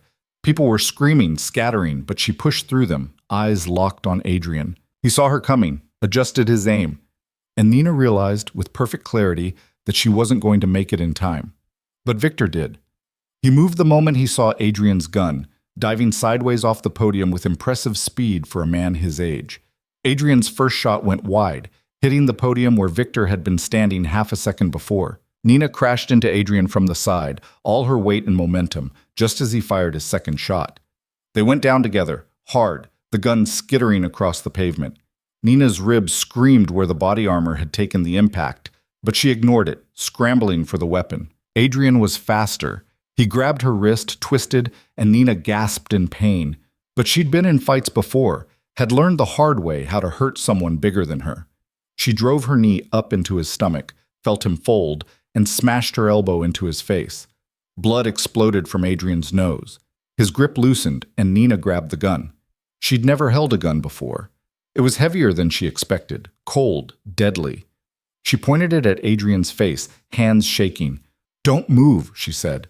Adrian looked up at her, blood streaming from his nose, something like respect in his eyes. "You're tougher than you look." "Yeah," Nina said. "I get that a lot." Then Marcus was there, and a dozen other men pulling Adrian to his feet, securing him. Nina let them take the gun, let Marcus pull her up, check her for injuries. "Are you okay?" he asked. "I think so. Victor—" "I'm fine," Victor said, appearing at her side. His suit was torn. He had a scrape on his cheek, but he was alive. "Though apparently I owe you my life again. We're going to have to discuss hazard pay." Nina wanted to laugh but couldn't quite manage it. The adrenaline was wearing off, leaving her shaky and nauseous. "The sniper?" Victor asked Marcus. "Got away. Took out Team 2 before we could grab him. But we've got Adrian, and he's not going anywhere." Victor looked at Adrian, who was being held between two very large men. "No, he's not." Police sirens were approaching, drawn by the gunfire. The mayor was surrounded by security, being hustled away. The crowd was chaos, people running, shouting, recording everything on their phones. "We need to go," Marcus said. "Now, before this turns into a media circus." They moved fast, getting Victor and Nina into the SUV, pulling away before the police arrived in force. Adrian went in a separate vehicle, hooded and restrained, on his way to somewhere Nina suspected wasn't on any official map. In the SUV, Nina sat next to Victor, trying to process what had just happened. She'd run into gunfire, tackled an armed man, held a weapon on another human being. Emma would definitely kill her now. "You shouldn't have done that," Victor said quietly. "Probably not. You could have been shot." "So could you." Victor looked at her, something complicated in his expression. "Why did you do it?" Nina thought about it, about the choice she'd made, running toward danger instead of away from it. "Because you needed help. Same reason I warned you in the restaurant." "That's not much of a reason. It's the only one I have." Victor nodded slowly. "For what it's worth. Thank you. Again." "You're welcome." Again. Back at the warehouse, they reconvened in Victor's office. The sniper had escaped, which was bad. But they had Adrian, which was huge. And more importantly, they had proof now. Adrian had tried to kill Victor in front of dozens of witnesses, including a dozen police officers and the mayor himself. "He's done," Marcus said, bringing up news footage on his tablet. The shooting was already all over the media. "Can't talk his way out of this one." "What about Catherine and James?" Nina asked. "Being brought in now," Marcus said, quietly. "They don't know about Adrian yet." "Good," Victor said. "Let's keep it that way. I want to see their faces when we tell them their plan failed." Nina sat back, exhausted. Her ribs ached where she'd collided with Adrian. Her wrist throbbed where he'd twisted it. But she was alive, and so was Victor, and that had to count for something. Marcus's phone rang. He answered, listened, his expression darkening. "We've got a problem," he said. "Catherine's not at her house. Neither is James. They're both gone." Victor's jaw tightened. "They ran." "Looks like it. Probably saw the news coverage, figured out the plan had failed." "How long?" "Can't have been more than an hour. They've got a head start, but not much of one." Victor stood, and Nina saw the cold calculation return to his face. "Find them. Use every resource we have. Check airports, train stations, bus terminals. They don't get to walk away from this." "What about Adrian?" Marcus asked. "Adrian's going to help us," Victor said, "whether he wants to or not." They went down to the holding room where Adrian was being kept. He was chained to the wall now, blood cleaned from his face, looking defiant despite everything. "Catherine and James ran," Victor said without preamble. "Where would they go?" Adrian smiled, teeth red. "Somewhere you'll never find them." "Wrong answer." Victor pulled over a chair, sat down. "You're going to tell me everything.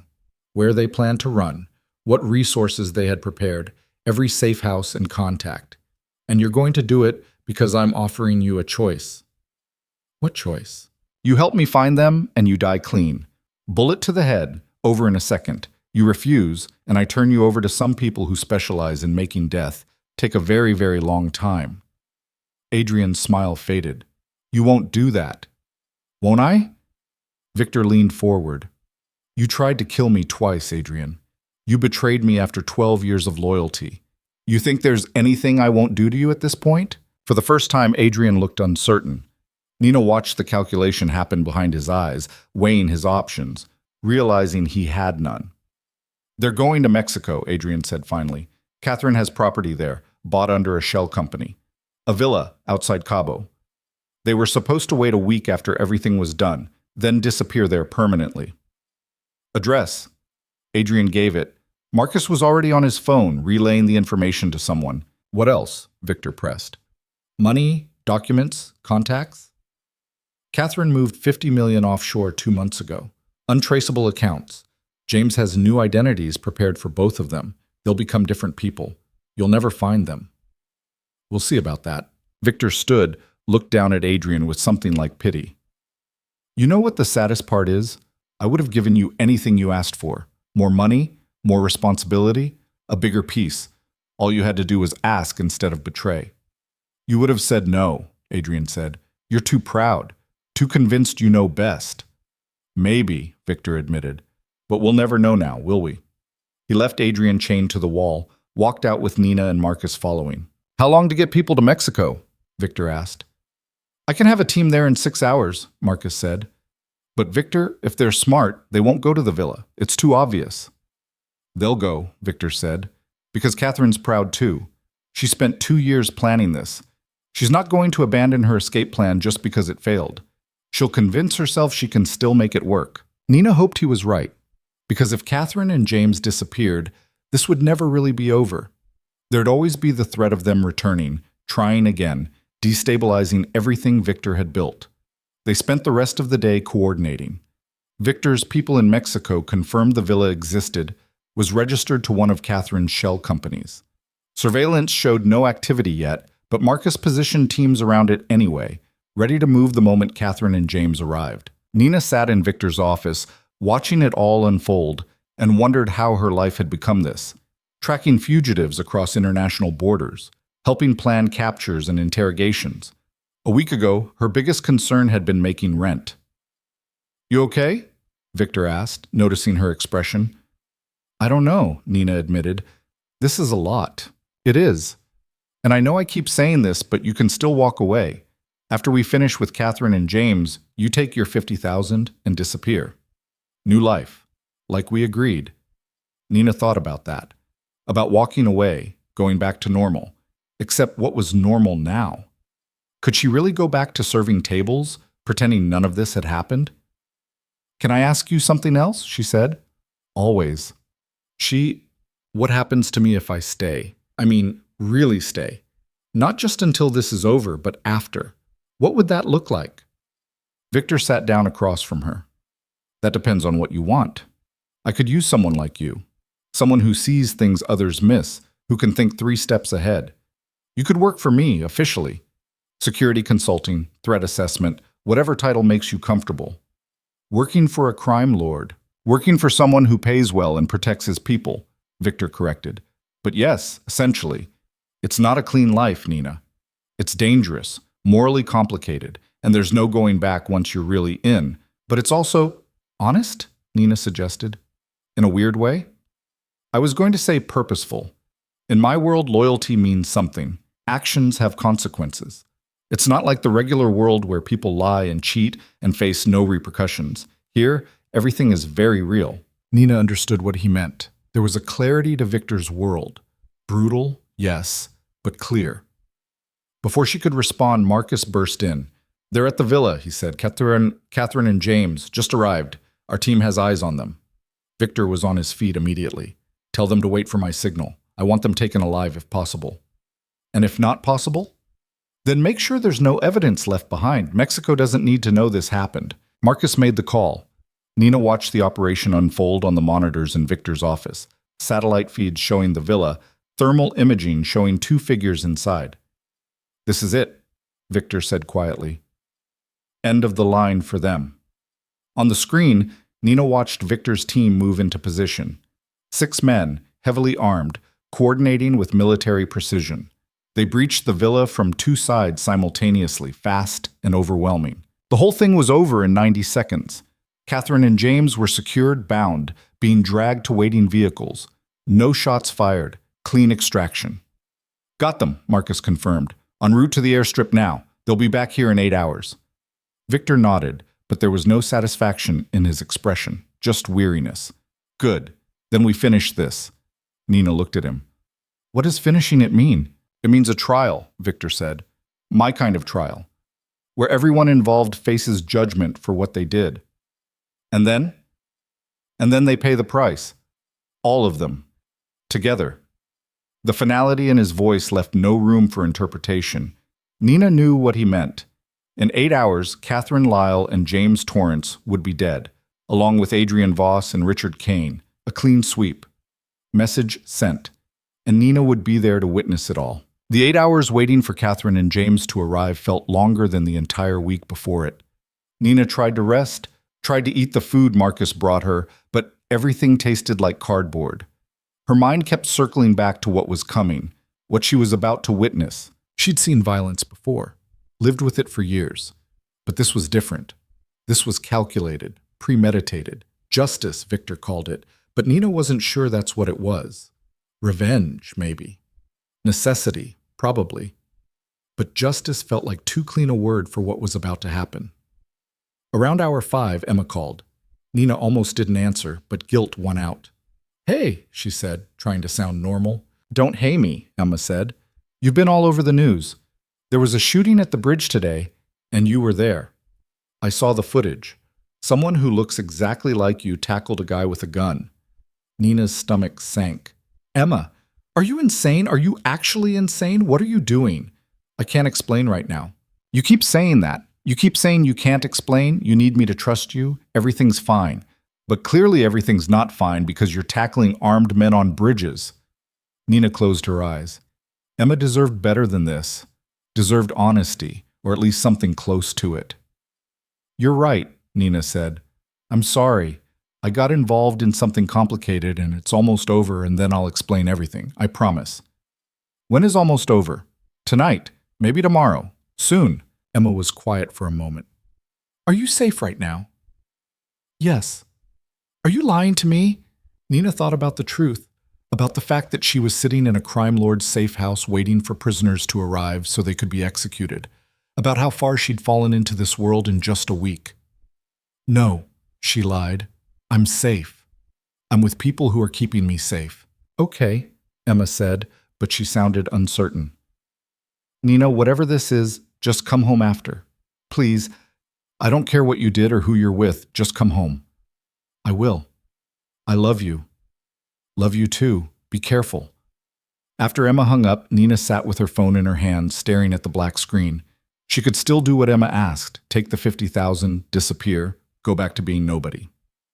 Victor had offered her that out multiple times. But the truth was, she didn't want to take it. Something had shifted in her over the past week. She'd remembered what it felt like to be useful, to be seen, to matter in a way that went beyond just surviving day to day. Victor found her in the kitchen around hour 7, making coffee she didn't want just to have something to do with her hands. "You're thinking too much," he said. "Probably." He poured himself a cup, leaned against the counter. He looked tired. Actually tired, not just stressed. Nina realized she'd never seen him this way before, without the careful control firmly in place. "Are you okay?" she asked. Victor laughed, but there was no humor in it. 20 years I trusted James. 15 years I trusted Catherine. And 12 years with Adrian. That's 47 years of cumulative loyalty that turned out to be worthless. So no, I'm not okay. "I'm sorry." "Don't be. I'm the one who missed it. I'm the one who let my guard down." He took a long drink of coffee. "You know what the worst part is? I keep thinking about all the times they were right there. All the opportunities they had to just talk to me, to say they wanted more, wanted different, wanted out. I would have listened." "Would you have?" Victor met her eyes. "I don't know. Maybe not. Maybe they were right to think I wouldn't change. But they didn't even try. They went straight to betrayal." Nina understood that hurt. The feeling of not even being given a chance to do better. "What happens after tonight?" she asked. "After they're gone? What changes?" "Everything," Victor said. "I'll have to rebuild my inner circle from scratch. Find people I can trust, which feels impossible right now. Restructure the organization so this can't happen again." "You could just walk away. Retire. You have enough money." "I have enough money, yes. But this isn't about money. It never was." Victor set down his cup. "This is about building something that lasts, something with rules and structure and meaning. Walking away means letting it all fall apart, and I can't do that." "Even if it costs you everything?" "Everything's already been taken," Victor said quietly. "I just have to make sure no one thinks they can take more." Marcus appeared in the doorway. "They're 10 minutes out." The shift in Victor was immediate. The weariness vanished, replaced by cold focus. He straightened, rolled his shoulders, and when he looked at Marcus, he was all business again. "Prep the room. I want all 4 of them together. Let them see each other. Let them understand what unified betrayal gets them. Already done, Marcus said. Nina, you sure you want to be there for this? Nina wasn't sure, but she nodded anyway. Yes, then stay close to me. Don't interfere no matter what happens. They went down to the warehouse level, to a section Nina hadn't seen before. The room was larger than the one they'd kept Kane in, with 4 chairs arranged in a line, all facing a single chair across from them. Industrial lighting hung overhead, casting harsh shadows. Adrian was brought in first, still bloody from his capture at the bridge. Then Kane, looking like he'd aged 10 years in the past 24 hours. They were chained to their chairs, wrists and ankles secured. Then Catherine and James arrived, dragged in by Victor's men. Catherine looked furious, fighting against her restraints. James looked resigned, like he'd known this was coming. They were positioned in the chairs, locked down. The 4 of them, side by side, staring at Victor as he entered the room. The silence was absolute. Victor walked slowly in front of them, studying each face. Nina stayed by the wall with Marcus, watching. I want to understand, Victor said finally. Before we end this, I want to understand why. What did I do that made all of you think betrayal was the only answer? No one spoke. James, Victor said. You first. 20 years. What changed? James looked at him steadily. You did. You got comfortable, Victor. Stopped adapting. Started making decisions based on sentiment instead of strategy. I watched you turn down profitable opportunities because they didn't align with your principles, whatever those are. You had the chance to become truly powerful, and you chose to stay small. Small, Victor repeated. I control half this city. And you could have controlled all of it, James said, with the right moves. But you cared too much about how it looked, about maintaining appearances, about being the good criminal. He laughed, bitter. There's no such thing, Victor. You're either all in or you're playing pretend. You chose pretend. Victor absorbed that, turned to Catherine. And you? What's your reason? Catherine's fury had cooled into something harder. I built your legitimate empire, every successful business, every clean transaction, every respectable partnership. I did that. And what did I get? A salary.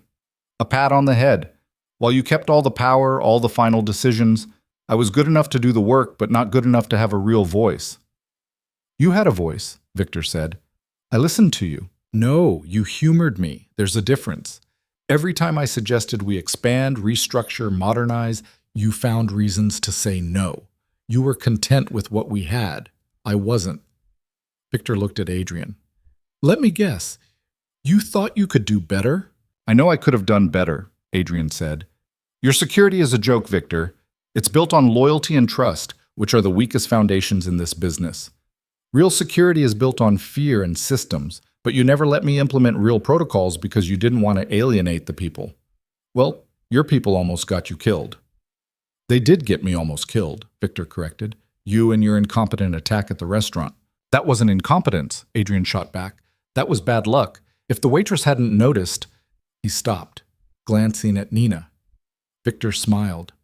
Ah, yes, if Nina hadn't noticed. But she did, because unlike all of you, she actually paid attention. He turned to Kane. And you? What's your excuse? I needed the money, Kane said flatly. No grand philosophy, no wounded pride. Just $3 million in debts that were going to get me killed. James offered me a way out. I took it. Honest, at least, Victor said.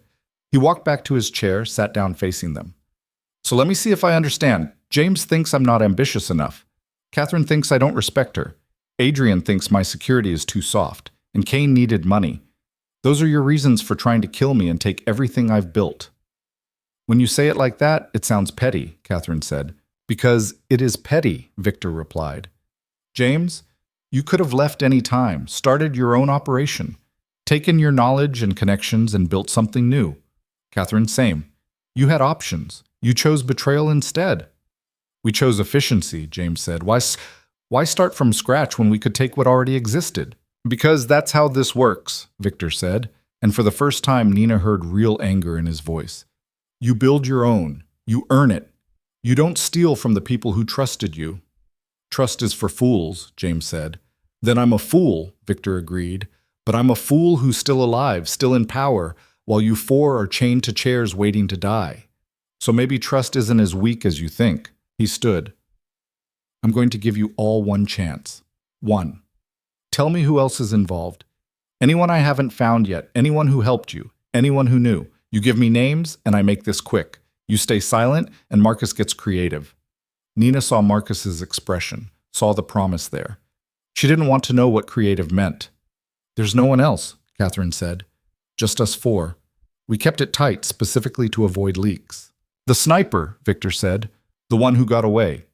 Who is he? Freelancer, Adrian said. Hired through encrypted channels. I never met him in person. Don't even know his real name. Victor looked at Marcus. True? We traced the communications, Marcus confirmed. Goes through too many proxy servers to follow. Could be true. So he's out there. Somewhere. Knowing he failed. Victor looked back at Adrian.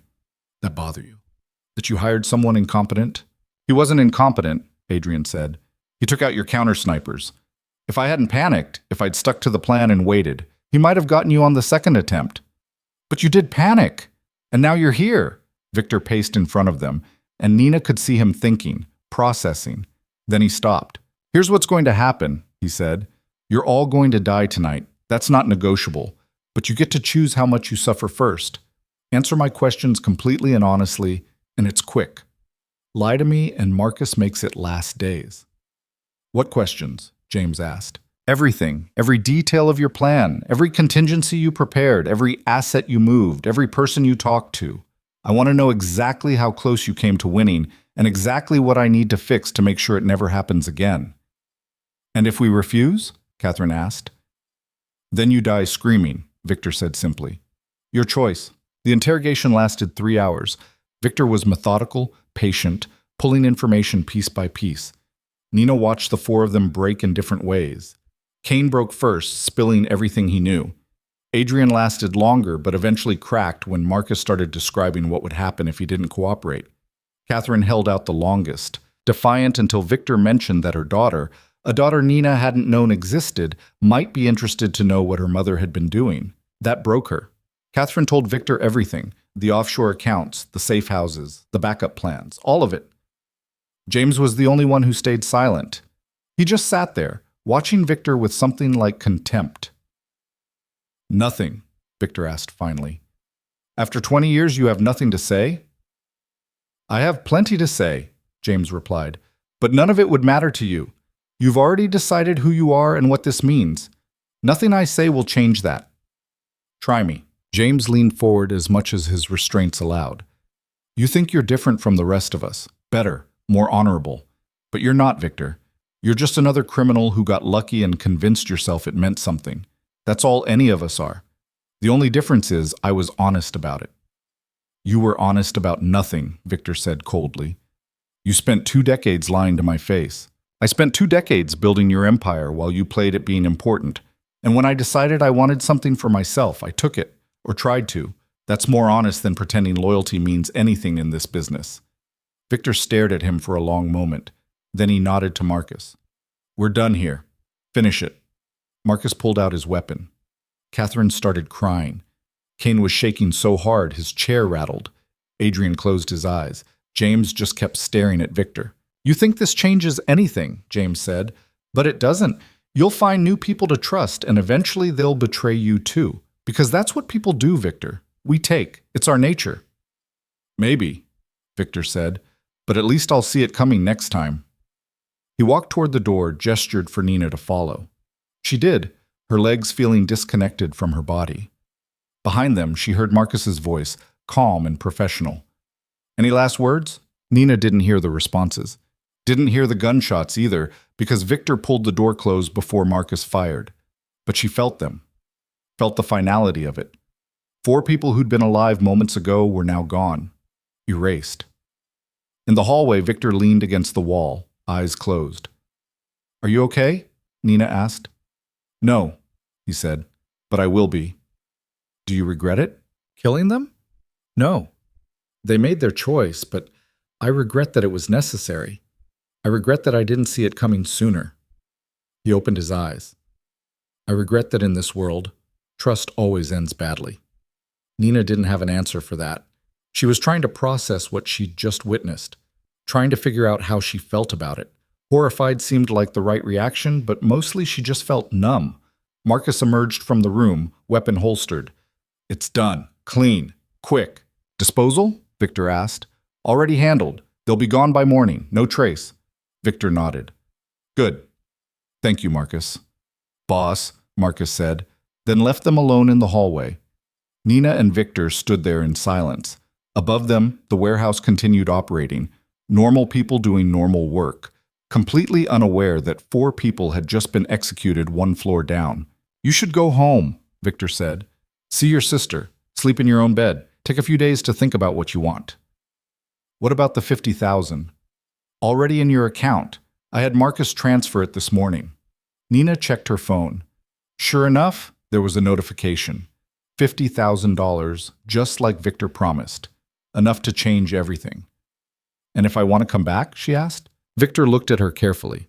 "Then you come back." "But Nina, be very sure. What you saw tonight, that's the reality of this world. It doesn't get cleaner. It doesn't get easier. If anything, it gets worse." "I know." "Do you? Because you've had a hell of a week and you're running on adrenaline and shock. Go home. Process this. And then decide." He was right. Nina knew he was right.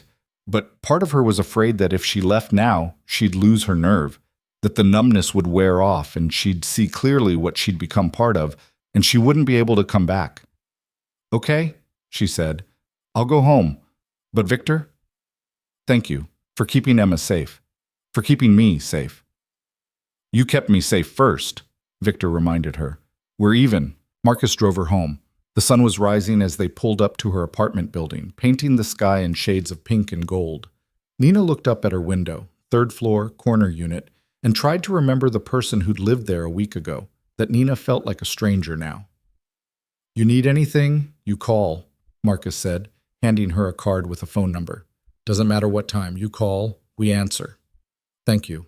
Inside, the apartment was exactly as she'd left it, Emma's backpack by the door, dishes in the sink, the normal chaos of their life together. Emma was asleep in the bedroom they shared, curled up under blankets, headphones still on. Nina stood in the doorway watching her sister sleep. Emma looked so young like this. Still a kid, really, despite the attitude and the independence. Nina had spent 6 years protecting her, keeping her safe from everything their childhood had thrown at them. And now Nina had $50,000 in her bank account because she'd helped a crime lord hunt down traitors. She sat on the edge of Emma's bed, gently pulled off the headphones. Emma stirred, blinked awake. "Nina?" She sat up fast. "You're home. Are you okay? What happened?" "I'm okay," Nina said. "Everything's okay now." Emma looked at her closely. "You look different." "Do I?" "Yeah. Older or something, like you've been awake for a week." "Feels that way," Nina admitted. Emma hugged her, fierce and tight. "Don't do that again. Don't disappear like that. I was so scared." "I'm sorry. I'm so sorry." They stayed like that for a long moment. Then Emma pulled back. "Okay, now, you have to tell me everything, and I mean everything. Who were those people? Why were you at the bridge? And don't you dare say you can't explain, because that's not going to work anymore." Nina took a breath. "I helped someone important, and that person paid me a lot of money to keep helping them. $50,000. Emma's eyes went wide. $50,000? Are you serious? Check the account. Emma grabbed Nina's phone, pulled up the banking app, stared at the number. Holy shit. Nina, holy shit. I know. Is this legal? The money is. How I earned it is complicated. Emma set down the phone. How complicated? Very. But Emma, listen. That money? It's yours. College, wherever you want to go. Full tuition, room and board, everything. You don't have to worry about scholarships or loans or working 3 jobs like I did. Emma was quiet, processing. What did you have to do? To get this money? Nina thought about how to explain it. About the violence and the betrayal and the executions. About the person she'd become over the past week. I helped stop some bad people from doing bad things, she said finally, and I'm probably going to keep doing it, if you're okay with that. Keep doing it? Nina, what are you talking about? The person who paid me offered me a job. Real job, not just temporary. Good money, but it's dangerous and complicated, and not exactly legal. Emma stared at her. Are you working for a criminal? Yes, Nina said. No point lying about it. And you're going to keep working for them? I think so. If you're okay with it. Emma stood up, paced the small room. I don't know if I'm okay with it. I don't know what to think. A week ago, you were a waitress. Now you're tackling gunmen and working for criminals, and we have $50,000 in the bank. I know it's a lot. It's insane, Emma said. But Nina, you've been taking care of me my whole life. You've sacrificed everything for me.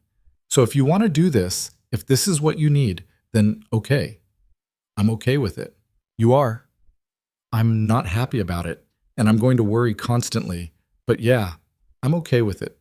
Emma sat back down. Just promise me you'll be careful and that you'll come home. No matter what happens, you come home. I promise, Nina said. They spent the rest of the morning together, just being normal, making breakfast, watching TV. Emma told her about school, about the chemistry teacher she hated, about the college application she was working on. Nina listened, trying to hold on to this moment, this normalcy.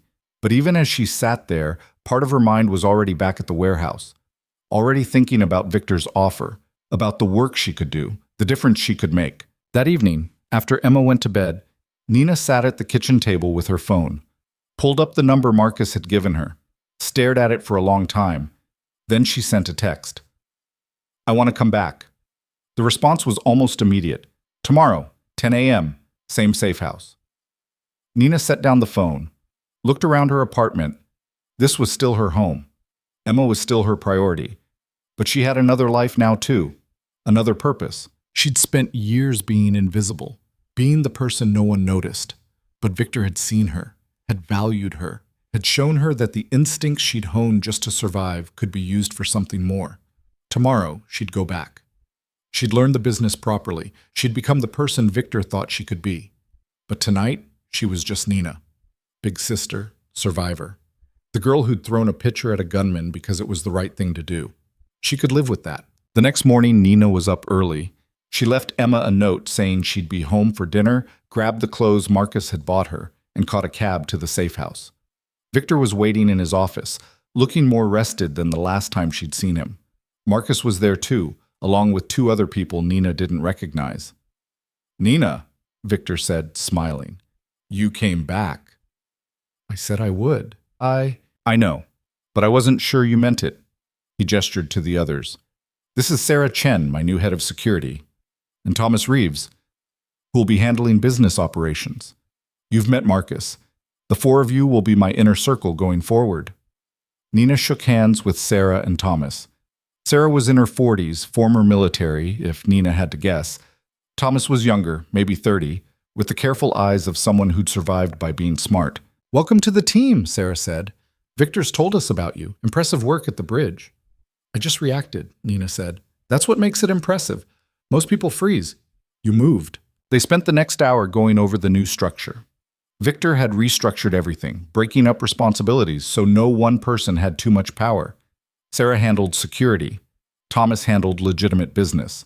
Marcus coordinated between them and handled enforcement.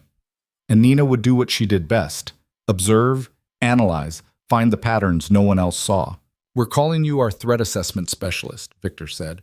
Officially, which means you look at everything we do and tell me where the weaknesses are, where someone could exploit us, where we're vulnerable. That's a lot of responsibility, Nina said. You can handle it. You've already proven that. Over the following weeks, Nina learned the business. The real business, not just the crisis management she'd been doing. She learned about the legitimate operations, the gray areas, and yes, the illegal parts too. She learned how money flowed, how power worked, how deals were made and enforced. It was complicated and dangerous and sometimes deeply unethical, but it was also fascinating. Victor ran his organization like a corporation, complete with hierarchies and protocols and performance reviews, just with higher stakes than most corporations dealt with. Nina was good at it, better than she'd expected. She found vulnerabilities in their operations and proposed solutions. She identified potential traitors before they became problems. She helped Victor rebuild the trust that had been shattered when his inner circle betrayed him. And slowly, carefully, she built a new life. One where she mattered, where her instincts and observations made a difference, where she was seen and valued and paid well for her work. Emma adjusted. She didn't love it, but she accepted it. Especially when Nina came home with brochures from colleges Emma had only dreamed about attending. When the acceptance letters started arriving, with full ride offers thanks to Nina's suddenly improved financial situation. 6 months after that night at the restaurant, Nina stood in Victor's office looking at a threat assessment she'd prepared. It outlined 3 potential problems in their operation, complete with suggested solutions. Victor read it carefully, then looked up at her. "This is good work." "Thank you." "You've come a long way from throwing pitchers at gunmen." Nina smiled. "I don't know. The pitcher thing worked pretty well." "It did," Victor agreed. "Nina, I want to ask you something. Are you happy? With this life, I mean. With what you're doing?" Nina thought about it. Happiness felt like too simple a word for what she felt. But satisfied? Purposeful? "Yes, I am," she said. "It's not what I expected my life to be. But it's mine. I chose it. And that means something." "It does," Victor said. "More than you know." He stood, walked to the window. Outside, the city stretched endlessly. The same city Nina had grown up in, fought to survive in, and now helped control from the shadows. "I told you once that trust is rare in this business," Victor said. "I meant it. But you've earned mine, Nina, completely. Whatever comes next, I know you'll be ready for it." "Whatever comes next," Nina repeated. "That sounds ominous." "It's just realistic. There's always something next, someone who thinks they can do better, some new threat, some new challenge. That's the life we chose." "Then I guess we'd better be ready," Nina said. Victor turned back to her, and there was something in his expression Nina had never seen before. Pride, maybe? Or respect? Or just recognition that she was no longer the scared waitress who'd written a warning on a straw wrapper. She was someone else now, someone stronger, someone dangerous in her own right, and she was exactly where she was supposed to be. The following months brought challenges, as Victor had predicted. Rival organizations testing their strength, internal disputes that needed resolution, constant vigilance to prevent another betrayal from taking root. But Nina was ready for all of it. She'd learned from the best, after all, and she'd survived too much to be taken down by anything less than extraordinary. Sometimes late at night when she couldn't sleep, she'd think about that moment in the restaurant, the split second when she'd decided to write that warning instead of walking away. How different her life would be if she'd made a different choice.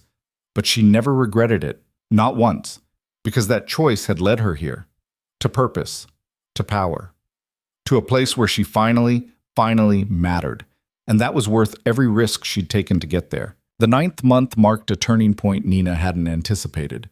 She was reviewing security footage from one of Victor's downtown properties when she noticed something that made her pause the video and rewind.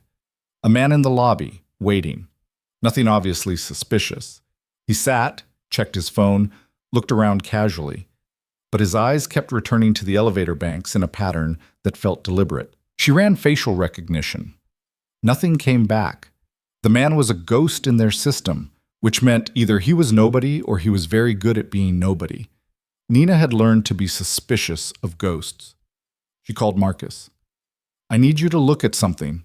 20 minutes later, they were both staring at the footage. "Could be nothing," Marcus said. "Could be someone waiting for an appointment." "For 43 minutes? Without checking in at the desk?" Marcus rewound the footage. "You're right. That's wrong. I'll put eyes on the building, see if he comes back." He did come back. 3 times over the next week. Always different times of day. Always the same pattern. Watching, learning. Nina brought it to Victor during their weekly briefing. "We have a problem. Someone's casing the Meridian building." Victor looked at the compiled footage she'd prepared. "You think it's another attempt?" "I think someone's preparing for something. Whether it's another attempt on you or just intelligence gathering, I don't know. But we need to find out who he is." "Grab him," Victor said. "Next time he shows up, bring him in. Carefully. I want to know who sent him." The man appeared again 2 days later. This time, Marcus's team was ready. They took him in the parking garage, quick and quiet, before he knew what was happening.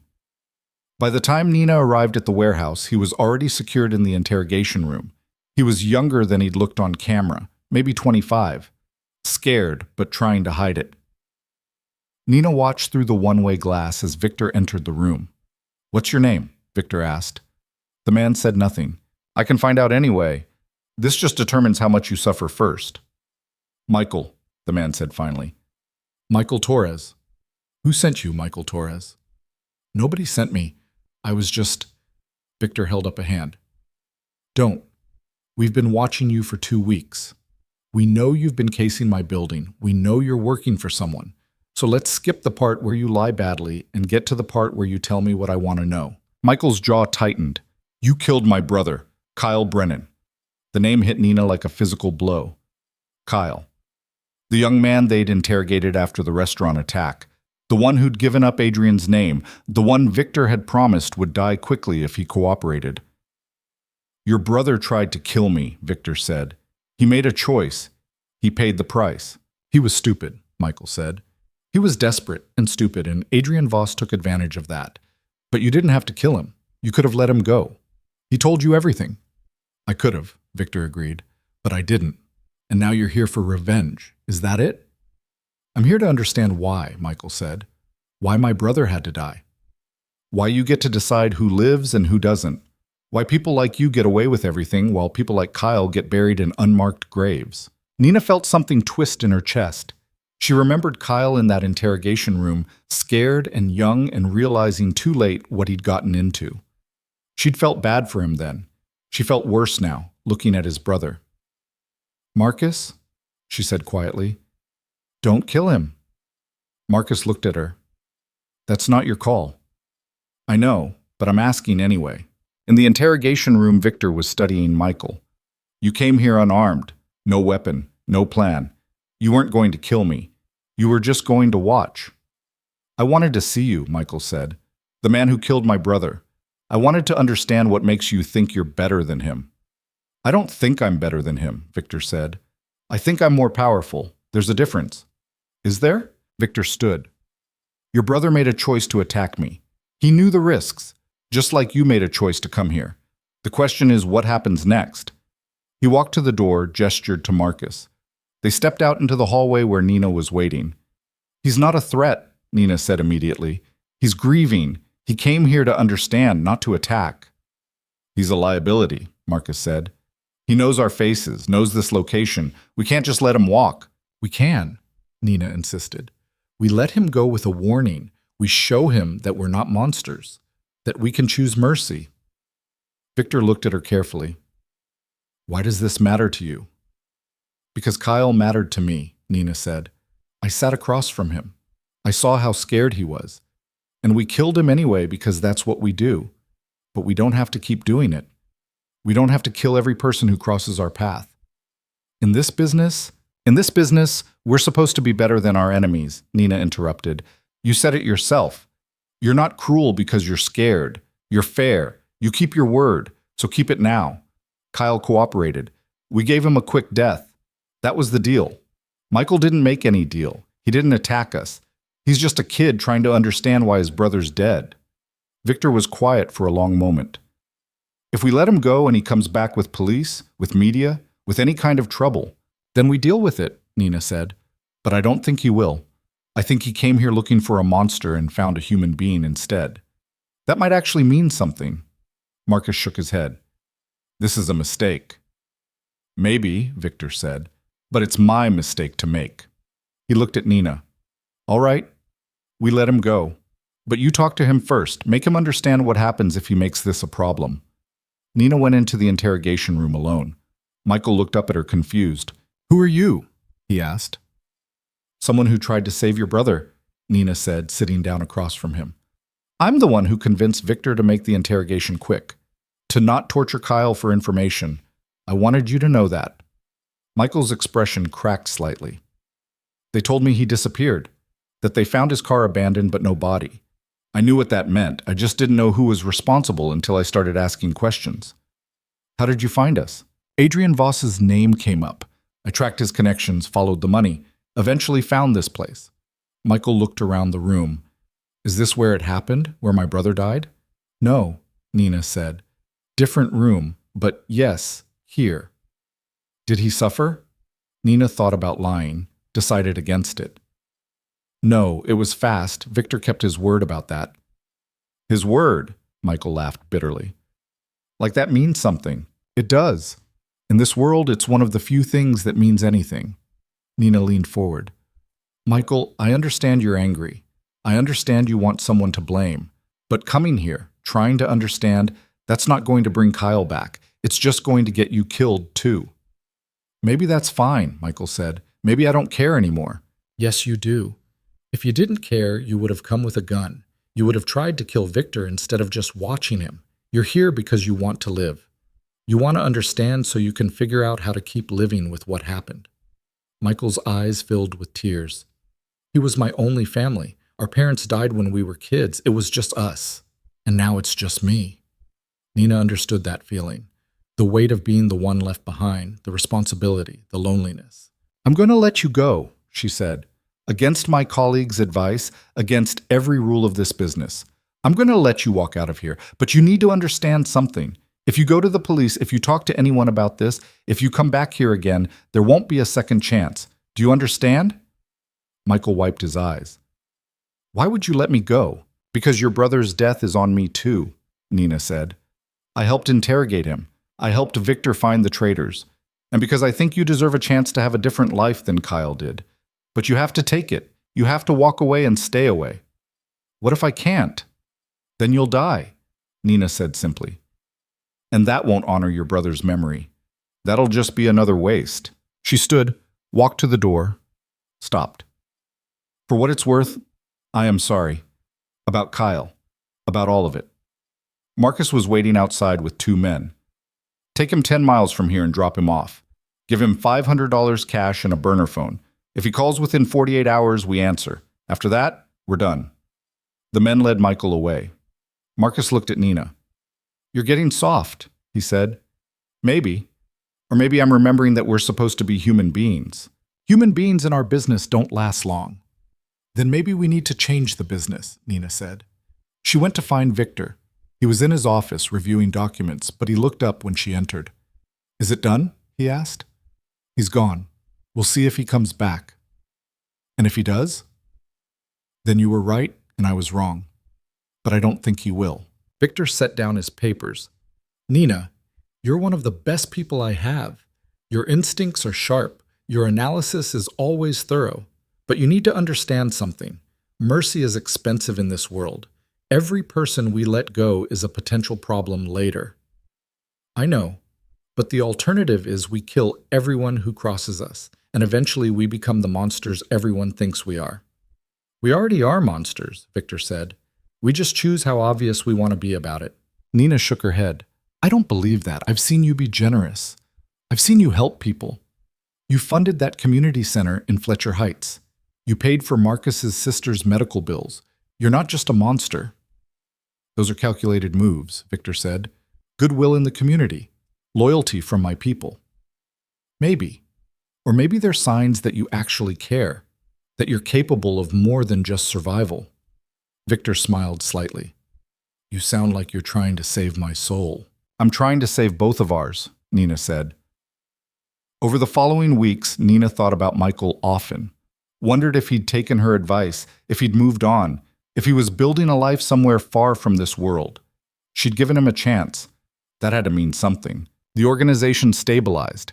Sarah's new security protocols were working, airtight systems that didn't rely on blind trust. Thomas's business operations were profitable, expanding Victor's legitimate empire.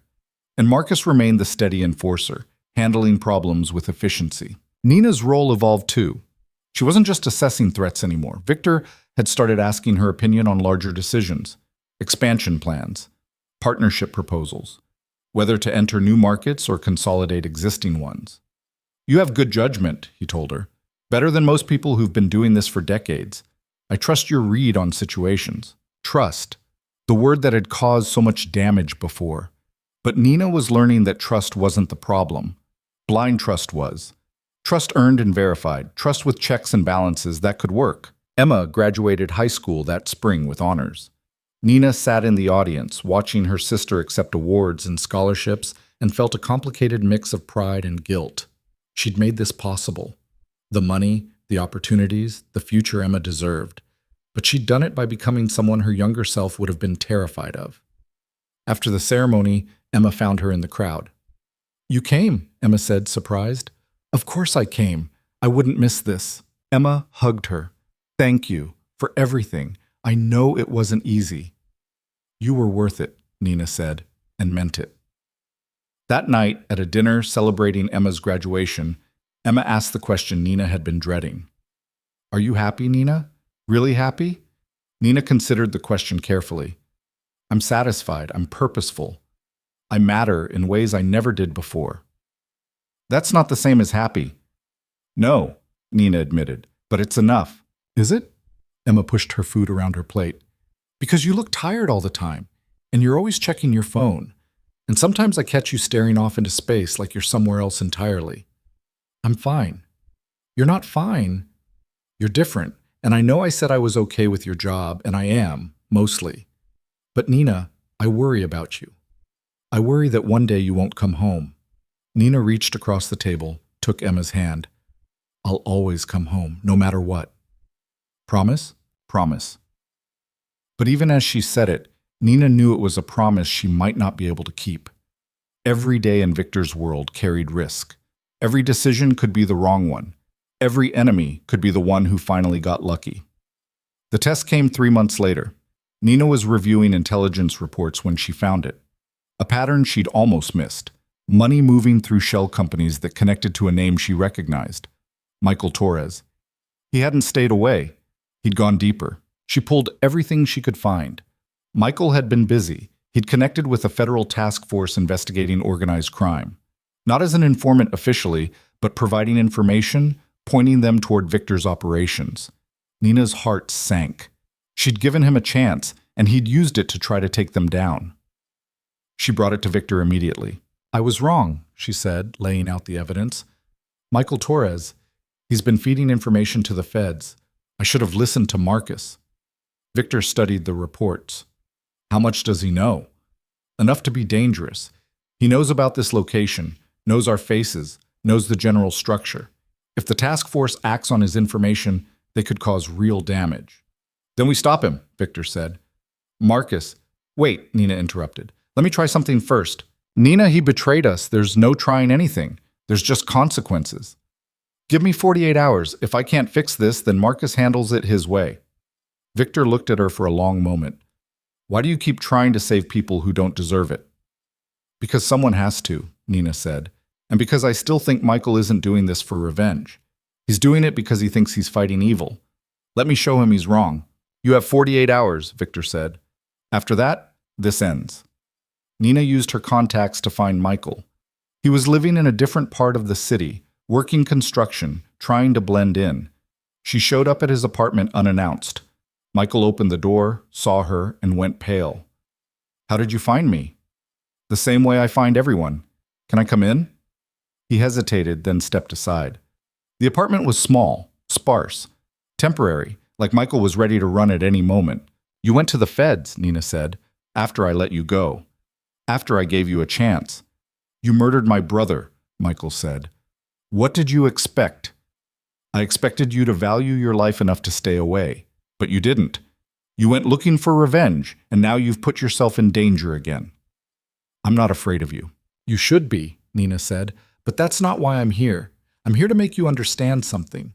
You think you're fighting evil by helping the task force. You think taking down Victor Hale will make the city better, but you're wrong." "How am I wrong? He kills people. He breaks the law. He's a criminal." "He's all those things," Nina agreed, "but he's also the reason 3 community centers stay funded when the city won't pay for them. He's the reason certain neighborhoods don't descend into complete chaos. He's the reason people like Marcus's sister get medical care they can't afford. Victor's not a hero, Michael, but he's not a simple villain either." "That doesn't justify murder." "No, it doesn't. But here's what you need to understand. If you help the feds take down Victor, someone else will fill that power vacuum. Someone worse. Someone who doesn't care about community centers or medical bills. Someone who rules through fear instead of calculated fairness. Is that what you want?" Michael sat down heavily. "I just wanted justice for Kyle." Kyle was part of an assassination attempt. He knew what he was doing, and yes, he died for it, and that's tragic. But justice doesn't bring him back. It just creates more bodies. So I should do nothing? Just let you all keep operating? You should live, Nina said. Build something. Be something your brother couldn't be. That's real justice. That's actually honoring his memory. The task force hasn't acted on your information yet because they don't trust you enough. You're a random civilian making wild claims. But if you keep pushing, eventually they'll verify enough to move. And when they do, Victor will know it came from you, and I won't be able to save you a second time. Michael put his head in his hands. I don't know what to do. Nina pulled out an envelope, set it on the table. There's $20,000 in there, enough to start over somewhere else, somewhere far from here. You take it, you leave, and you never come back. You ghost the task force, you disappear. And if I don't, then Marcus comes for you, and he won't be as nice as I am. This is a bribe. No, Nina said. This is me giving you the same chance I gave you before, the chance to live.